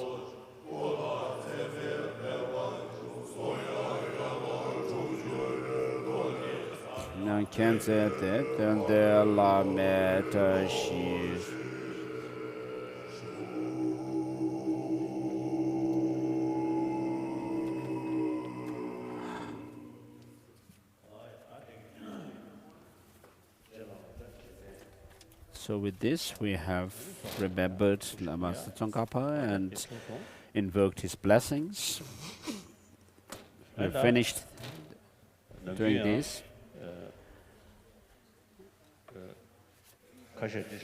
And sometimes some people, on this occasion of the death anniversary of Master Tsongkhapa, there are people who actually read or recite the Essence of True Eloquence by Master Tsongkhapa, the treatise differentiating between the definitive and provisional meanings of the sutra of Buddha's teaching.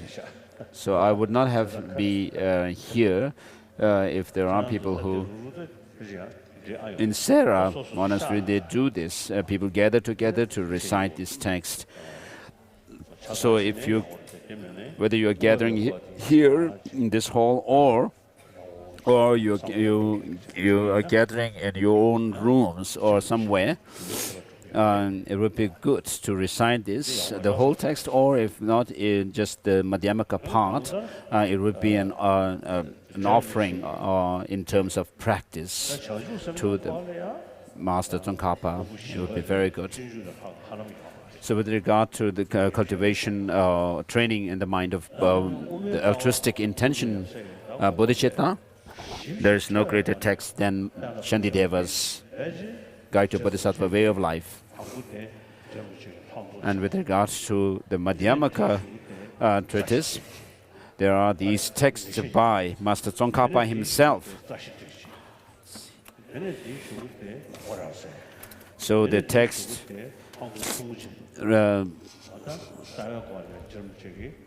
so the Essence of True Eloquence, then the commentary on Mula Madhyamaka Karika, then commentary on Madhyamaka Karika, and then there is the great treatise, the insight part of Lamrim Chenmo, and the inside part of Lamrim, the middle-length Lamrim. So these 5 texts are, there's no compare to these regarding them. So once somebody asked me to give the transmission, the explanatory transmission of this text, we had no time so far, so these texts should be studied to understand the Madhyamaka philosophical view. So with regard to bodhicitta, the most effective text is Shantideva's Guide to the Bodhisattva Way of Life. We should first, with regard to the view of emptiness, the Madhyamaka view, we should first be familiar with the text, these 5 texts written by Master Tsongkhapa, and then using these as the leverage, then we can enter into or read the teachings or text written by Nagarjuna and so forth. So rather than reciting Mikzema hundreds of thousands of times, rather than doing that, if we could study these texts by Master Tsongkhapa, it may be much more effective. Gunken Shanglawa has said that by reciting mantras and sending the rosary beads, rather than actually wearing away one's negative emotions, one is actually wearing away one's nails. So just study, read through the text, these Madhyamaka texts by Master Tsongkhapa, not just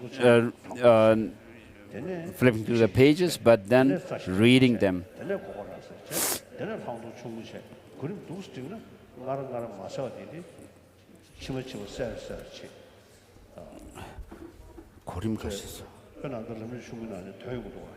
So, regarding the sequence to study Lama Tsongkhapa's text, first study the inside part of Lamrim Chenmo, and then the essence of true eloquence, and then you can study this ocean of reasoning, and then this inside part of the middle length, and finally the commentary to Madhyamaka Avatara of Chandrakirti. So I do not understand much, but I came from the same land where Lama Tsongkhapa was born. So the spot where Lama Tsongkhapa was born was one day away from where I was born, the spot where I was born. So because of this, I am saying that you should study in this way.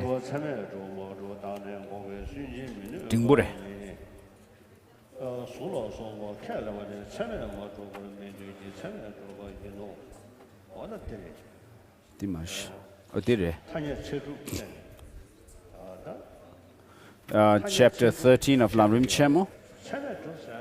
We are talking about the valid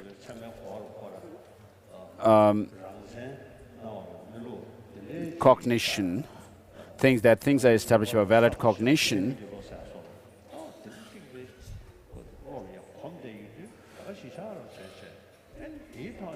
But then, because we are so used to perceiving things having some kind of objective existence of things, so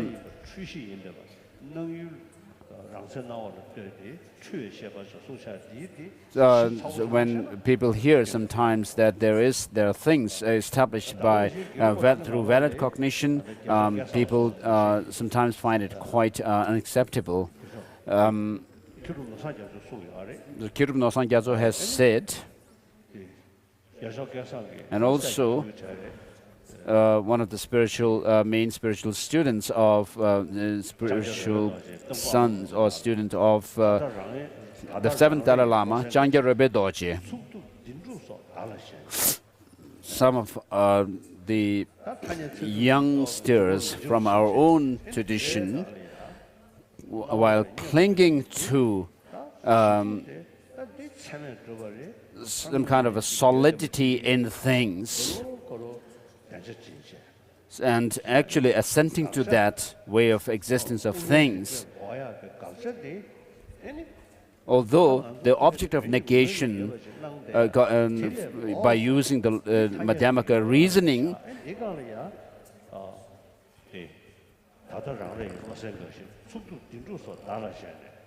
so by clinging to the terms such as solidity and truth and true existence and so forth,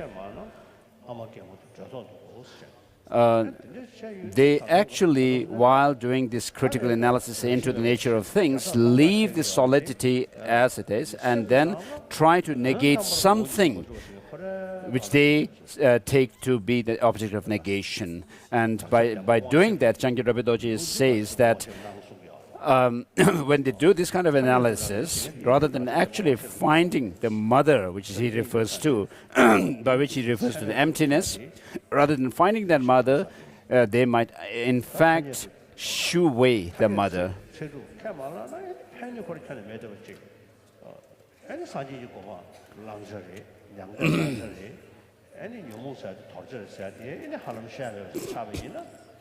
So if we are not able to actually posit the validity of things in conventional terms, then we cannot talk about samsara, nirvana, and attaining nirvana and so forth.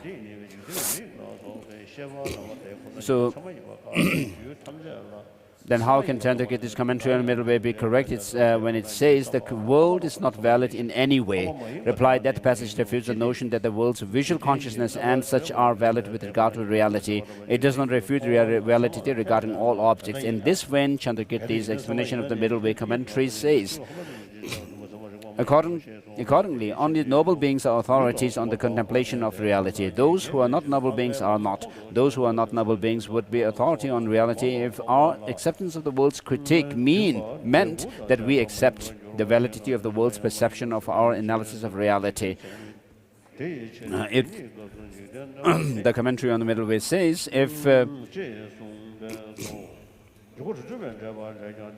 the world were an authority, it would see reality. Then what need would there be for those others called noble beings? What would the noble path accomplish? It is not right that fools should be authorities. In the commentary, the following explanation of the middle way commentary says, Chandrakirti says, because mere visual consciousness and such would ascertain reality, it would be fruitless to work at ethics or to study, reflect and meditate in order to understand the noble path. However, this is not the case. Therefore, because the world is not valid in any way, the world has no critique in this context of reality.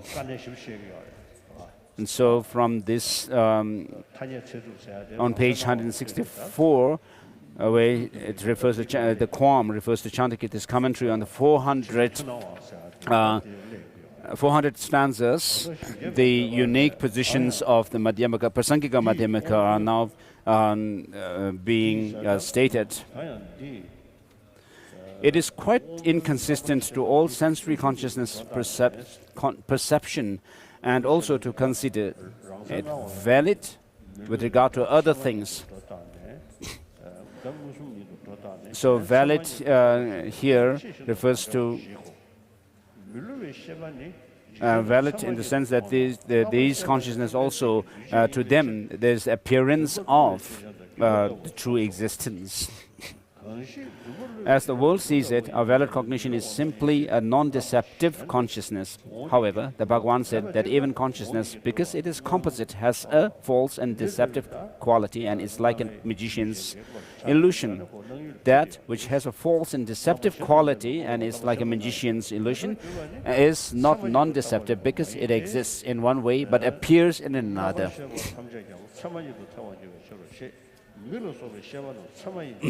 It is not right to designate such a valid cognition because it would be absurdly follow that all consciousness would be valid cognition.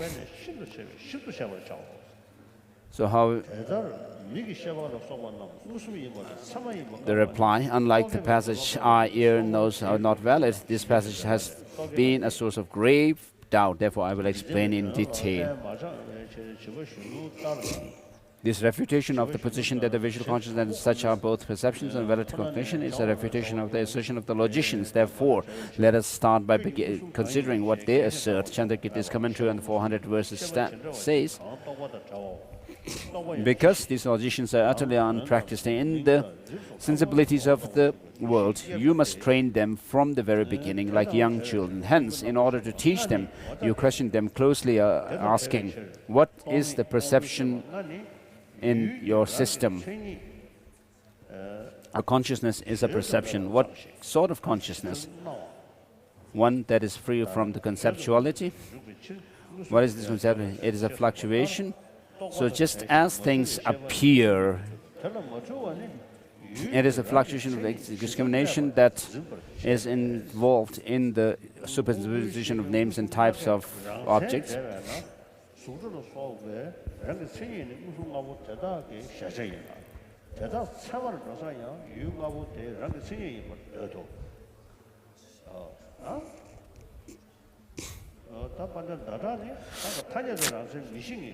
So with Master Chandrakirti and others who do not assert objective existence, even conventionally, they say this, as we will explain, that Master Chandrakirti does not accept even conventionally that anything exists essentially or by way of its intrinsic character.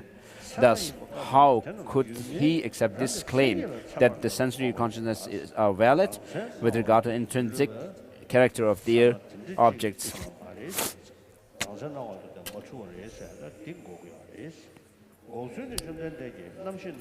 Therefore, this refutation of the claim that sensory consciousnesses are valid in refutation or valid is a refutation of the view that they are valid with regard to intrinsic character of the 5 objects. This refutation is made by way of the Bhagwan's statement that consciousness is false and deceptive. The statement that it is deceptive refutes its being non-deceptive, and this in turn refutes its validity, because that which is non-deceptive is the definition of non-valid cognition. So it will come later. In what sense is it deceptive? As Chandrakirti puts it, it exists in one way but appears in another. This means that the 5 objects, form, sounds, and so forth, are not established by way of their intrinsic character, but appear to the sensory consciousness as though they were. Therefore, those sensory consciousnesses that are not valid with regard to the intrinsic character of their objects. In brief, what Chandrakirti intended in this passage is that sensory consciousnesses are not valid with regard to intrinsic character of the 5 objects, but because they are deceived in relation to the appearance of intrinsic character in the 5 objects. This is because those 5 objects are empty of intrinsic character, yet appear to have it. For example, it is like a consciousness that perceives 2 moons.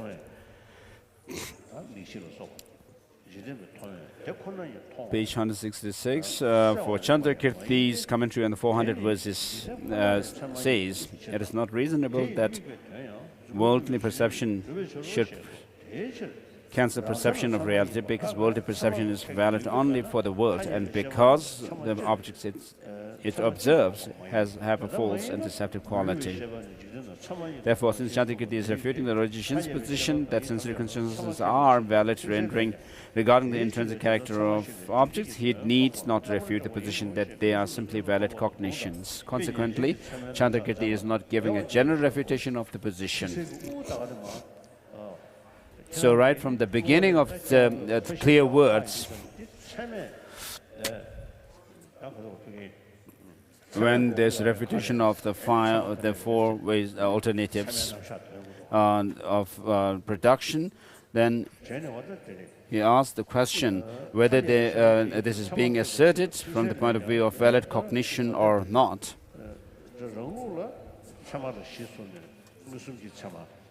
So in Prasangika Madhyamaka tradition, there are 4 valid cognitions. Well, the sensory cognition, then there is the mental valid cognition, and then the conventional valid cognition.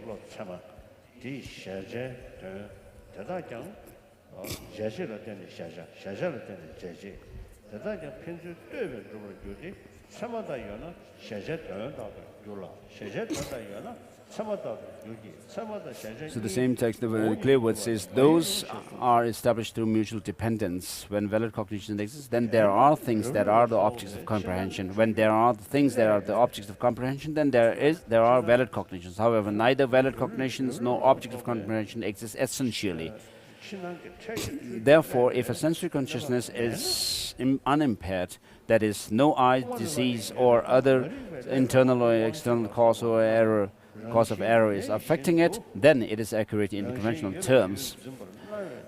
It is mistaken in terms of appearance, because under the influence of ignorance it apprehends its object as though it were intrinsically existence, which it is not. Yet this does not contradict its conventional accuracy.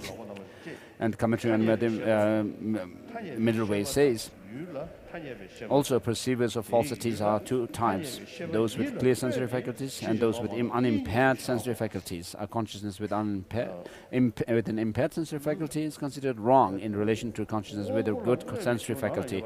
Those objects known by the world and apprehended by 6 unimpaired sensory faculties are true for the world. Thus, the rest are posited as unreal for the world. Thus, conventional consciousnesses and their objects are of 2 types, accurate in relation to conventional consciousness and accurate in relation to conventional consciousness. Inaccurate in relation to conventional consciousness. With regard to the internal conditions that impair the sensory faculties, Chandrakirti's explanation of the middle way commentaries says, eye disease, jaundice and so forth, as well as datura and so forth, are internal conditions that impair the sensory faculties. With regard to the external conditions that impair the sensory faculties, the same text says, external conditions that impair the sensory faculties include sesame oil, water, mirror, sounds spoken from within the caves and such, as well as sunlight at certain times and places. Even in the absence of internal conditions that impair the sensory faculties, these cause the apprehension of the reflections, echoes, this water of mirage, and so forth. You should understand that this is also the case with the medicine mantra and such used by conjurers and so forth.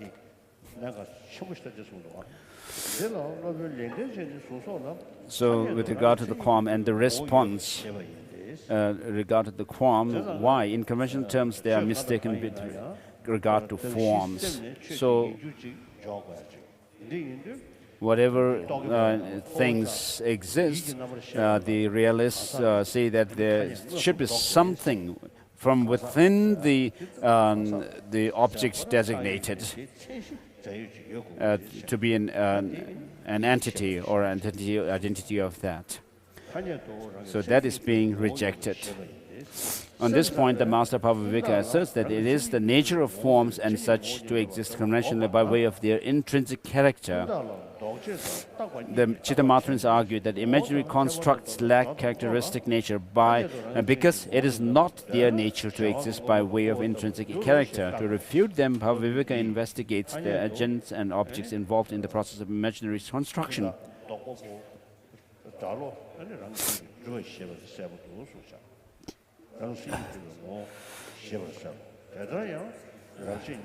So he says that if they assert the terms that minds, the construct entities and features lack intrinsic character, conventionality, their intrinsic character conventionally, then they are inappropriately denying the existence of contingent entities. Therefore, it is clear that Bhavavika asserts that contingent entities have intrinsic character conventionally.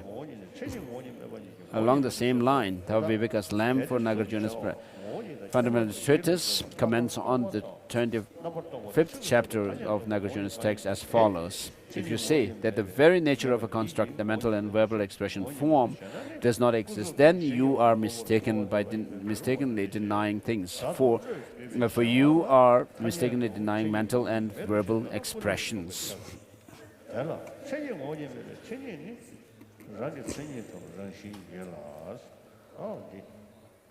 And then explanatory commentary on Bhaviveka's lamp for the Fundamental Treatise. On this statement by Bhaviveka indicates the following.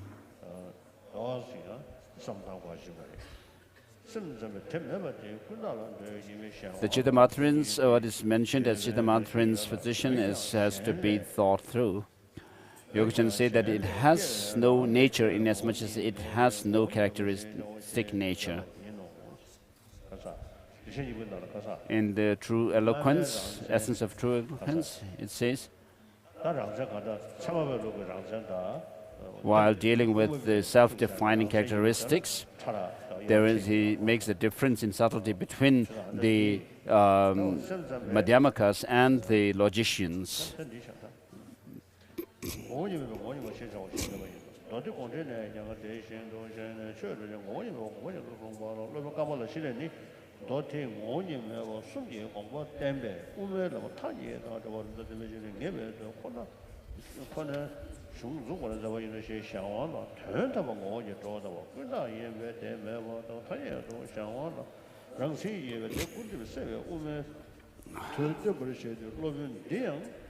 Hence, the Master Kamala Shila also asserts 170 that objects have intrinsic existence intrinsic character conventionally.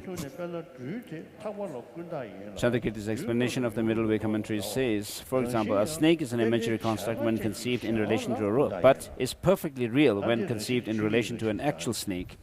Similarly, our nature is an imaginary construct when conceived with regard to contingent entities, which are dependently arisen fabrications. However, as the object of a Buddha, it is considered perfectly real. Understand the presentation of the three natures in this way, and then explain what the Sutra unraveling the intention means. He states this as a commentary on these lines from his commentary on the Middle Way.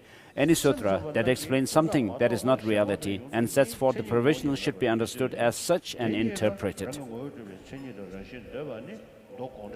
Thus, it is obvious that he considers the sutra unraveling the intention as presentation of the three natures to be provisional. In his own system, imaginary refers to the intrinsic existence of the contingent. Hence, Chandrakirti does not assert that contingent entities have intrinsic character or intrinsic nature, even conventionally.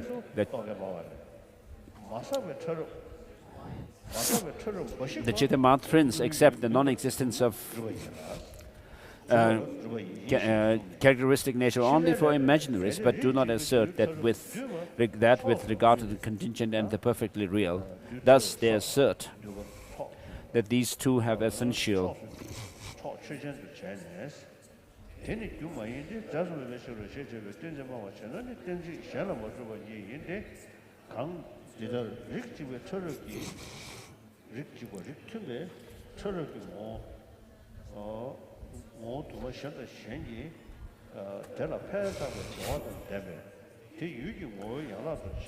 As an answer to the latter position, page 171, His Holiness was making a comment around there. Are you claiming that the aggregation of minute particles of one type on one place is not the cause of sensory consciousness, giving as your reason? Because such aggregations, which means the aggregation of minute particles, do not substantially exist. If you are, then I simply do not accept your reason. Why? It is as follows. Various minute particles of a single type coalesce and contribute to that aggregation, thus constituting the parts of an object. From this, there arises a mind to which an image appears. The image of an aggregation of minute particles. We hold that like minute particles, spots and such are also substantially existent, for they are composites of minute particles of a single type. It is the nature of the minor particles to be an aggregation of 8 substances, yet you explicitly assert that it is substantially existent. And so with regards to the indivisibility of things or partlessness, there may be different interpretations. This is a comment from His Holiness. Likewise, there are 4 parts in such which have natures of being aggregation are also substantially existent. A non-aggregation singularity does not exist. Thus, it appears that he asserts that each of the minute particles of a composite is at the cause of sensory consciousness and is substantially existent. Since he evidently asserts that each of these is ultimate of the minute particles, he implicitly accepts that partless particles are the perceptual condition for the arising of a sensory consciousness. Therefore, Bhavaviveka asserts that sensory consciousnesses are non-mistaken if they are affected by either the internal or the external causes of error explained earlier.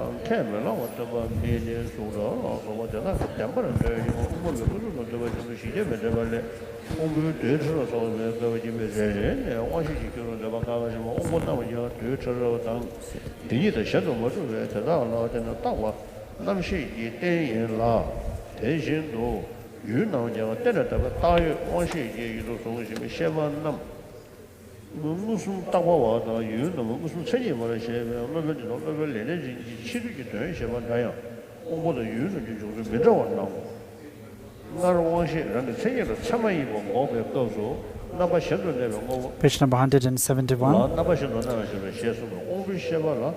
The last paragraph. Chandrakriti's explanation of the middle way commentary says, some say that Madhyamikas accept in conventional terms exactly what the Sautantrikas advocate ultimately. You should understand that those who say this speak out of sheer ignorance of the reality explained in Nagarjuna's fundal. Even though all the sensory perceptions are not correct in terms of appearing all the objects as its own existent, but they cognize the objects, so in this way they can be regarded to as being valid cognition. Also, there are those who think that the Madhyamikas accept in conventional terms that the Vaibhasikas advocate ultimately. Those who think that understanding nothing at all of the realities set forth in the fundamental treatise. Page number 172. For Subramanian teachings cannot be likened to worldly teachings in this manner. The learned should know that our system is unique. Thus, it does not accept even conventionally the partless subjects and objects that are preceded by distinctive tenets of these schools. Chandrakriti's commentary on the 400 stanzas says, it is not right for Buddhist schools to assert substantially existent minute particles as do the Vaisheshikas. Thus, he says that he does not assert partless particles. Chandrakriti is referring to things such as partless particles. When he says that Madhyamikas do not assert in conventional terms what the two school, Vaibhashika and Sautantrika assert ultimately. He does not mean that Madhyamikas reject even conventionally everything those two assert is true, for while Vaibhashikas and Sautantrikas assert that things like forms and sounds are true, Madhyamikas do accept the mere existence of this conventionality. In the commentary on the 400 stanzas, Chandrakriti refutes the assertion that each minute particle within the collection of minute particles in the sensory faculty is a cause of ascension. Faculties are not established either as being just those minute particles or being something other than them. Thus, the basis of sensory consciousnesses are sensory faculties that are ascribed in dependence upon those minute particles. Likewise, in the case of objects, he says that the objects of sensory consciousness exist as constructs that are contingently constructed. He also asserts that the consciousness is designated as direct, but the object of consciousness is actually what is direct. Therefore, although the Master Chantakriti and the Master Baba Viveka are alike in accepting external objects, they seem to differ in how they posit the sensory faculties and their objects. Earlier, while refuting that the sensory consciousness are valid with regard to intrinsic character, Chantakriti's commentary on the 400 standard said that the object of a sensory consciousness is deceptive because it exists in one way but appears in another. Thus, things like forms and sounds appear to sensory consciousnesses as though they existed by way of their own intrinsic character, but the intrinsic character that appears to them does not exist even conventionally. Therefore, Chantakriti asserts that those sensory consciousnesses are mistaken even conventionally.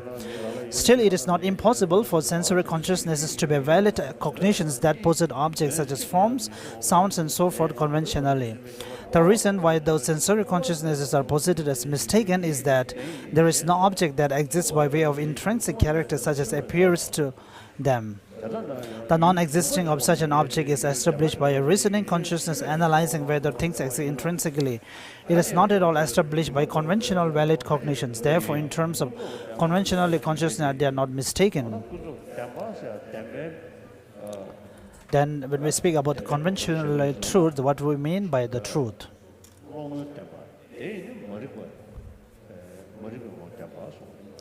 It means the truth in the eye of the ignorant. In reality, it may not be truth like an emptiness, but in the eyes of the ignorance, it may be truth. It appears as truth. As for consciousnesses that perceive things such as a double moon or a reflection, objects such as those which appear to them, two moons, a reflected face, and the like do not exist. This is established by conventionally valid cognition itself without relying on a reasoning consciousness. Thus, it is appropriate that these wrong sensory consciousnesses and the five valid sensory consciousnesses be differentiated as incorrect conventionally consciousness and correct conventionally consciousnesses. We allow that it makes a difference whether our consciousness is known as mistaken in dependence about reasoning consciousness or conventionally valid cognition.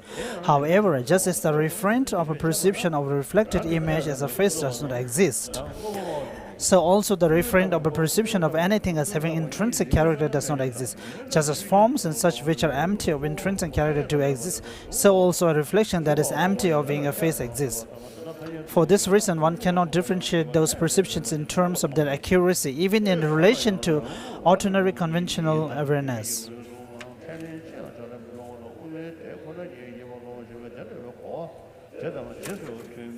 Indeed, something that exists by way of its intrinsic character and an object and a reflection that exists in accordance with its appearance as a face are alike in non-existing conventionally. Also, forms and reflections are alike in existing conventionally. However, Chantakriti's explanation of the middle way commentary says some dependently arise things, arisen things, such as reflections and echoes, are false and appear to be false even to ignorant. Some things, blue and other forms, as well as mind, feelings, etc., appear to be true. The final nature of things does not appear in any way to those who are ignorant. Therefore, the nature and whatever is false, even conventional, are not conventional truths. He thus makes a distinction that blue and so forth are posited as conventional truths, while reflections and such are not. If someone were to challenge this distinction, how could we reply? This is what I think. Although forms and reflections are alike. So this is very important. The page number 175. The statement, whatever is false, even conventionally.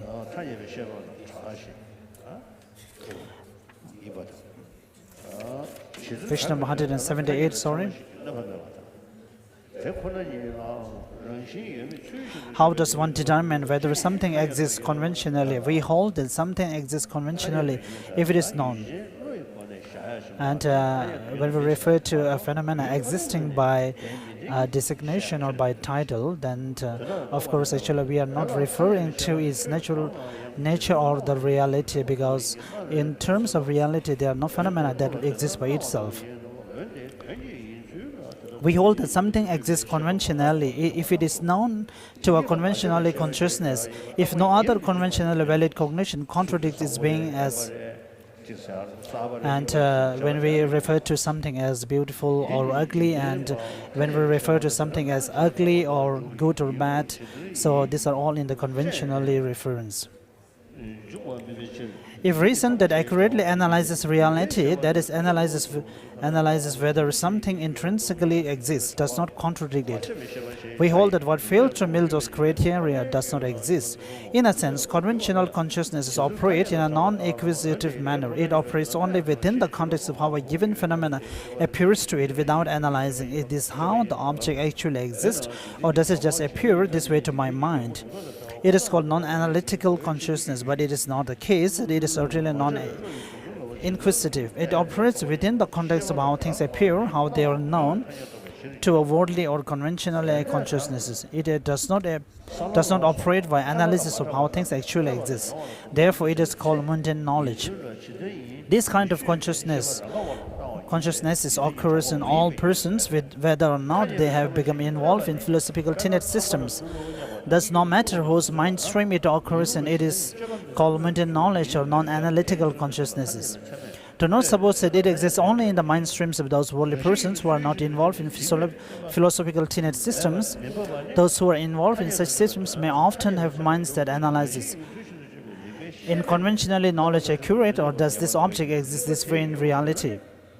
Since how could all of their consciousnesses analyze how things actually exist? Therefore, if you want to understand what worldly knowledge is, you cannot ask only those worldly elders who hold no philosophical tenets. However, it is sufficient to consider how non-analytical minds operate in the mind streams of the two parties in a debate.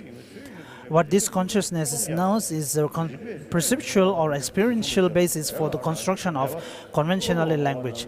Ordinary people do not understand karma and its effects, the levels and the paths, or such matters, but they hear about and experience them, thereby taking them as objects. As this is so, they appear even to ordinary consciousnesses that are not analyzing how things actually exist. We thus avoid the fallacy that these would not be things that the world knows. Other conventionally valid cognitions do not contradict that which exists conventionally.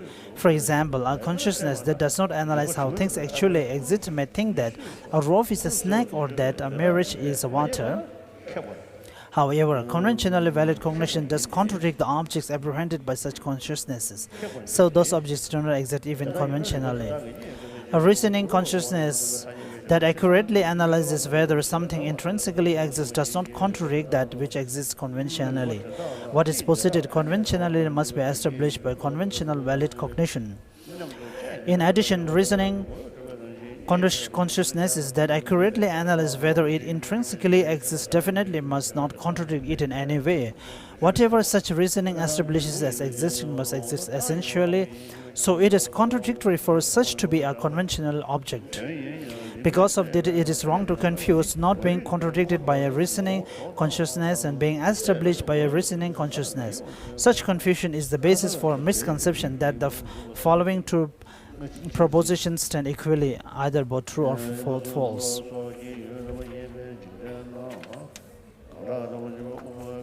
Page number 180.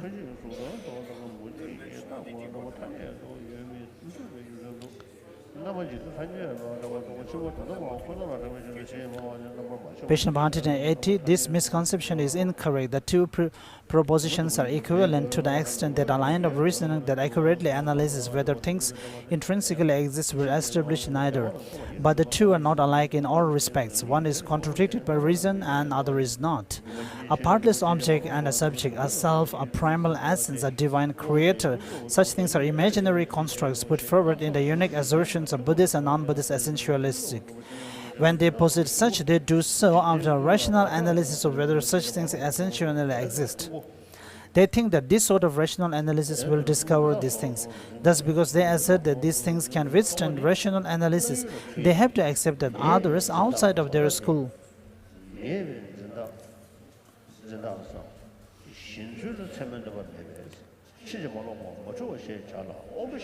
Thus, because they assert that these things can withstand rational analysis, they have to accept that others outside of their school can perform such rational analysis in order to discover whether these things intrinsically exist. When analyzed in this way, such things cannot withstand the pressure of inquiry by impeachable reasonings. Thus, when reason does not find them, they stand refuted, for it did exist. Such reason will have to find them. We possess forms, sound, and such only as they are known to conventional consciousnesses that are not impaired by internal or external causes of error. We do not assert them as part of a system in which an analysis of whether they are mere conventions or instead have objective existence will find that they are essentially or intrinsically existent. Thus, rational analysis of whether they intrinsically exist is irrelevant because we do not assert that those objects can withstand rational analysis. For example, if someone claims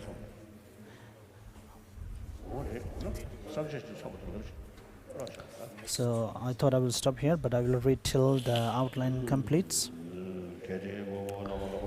There are things that have been known to the world from beginningless time and yet do not exist even conventionally, inasmuch as reason contradicts them. As example, one can cite the essence that ignorance superimposes on things that essentially exist in eye and mind, conceived by a refined view of the perishing aggregates, or the object of conception that yesterday's mountain is today's mountain.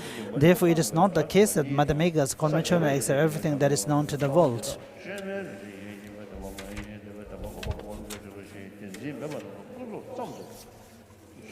On page number 182. Final paragraph. Therefore, the truth of forms, sounds, and such is posited in the perspective of ignorance.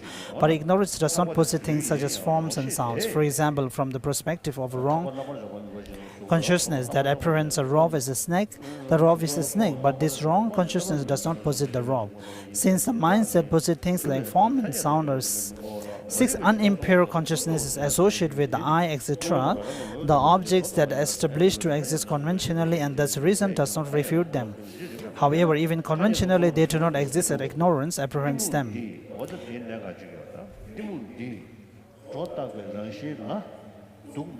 This is because ignorance superimposes an essential or intrinsic nature on things, and this intrinsic nature does not exist even conventionally. Therefore, reason conventionally refutes what ignorance apprehends. If it did not, then you could not prove that at the conventional level, things are like illusions. Ignorance superimposes an intrinsic nature on things. From this, the attachment, hostility, and so forth arise.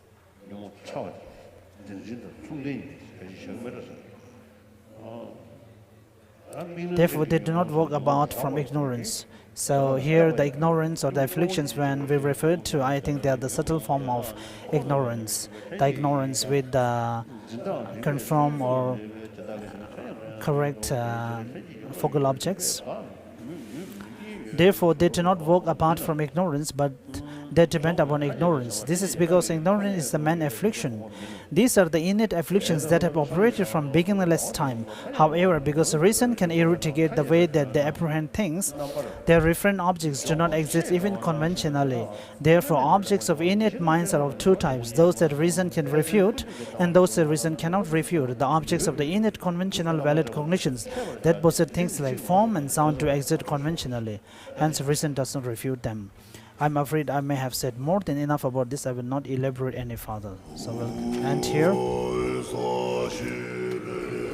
The mandala offering.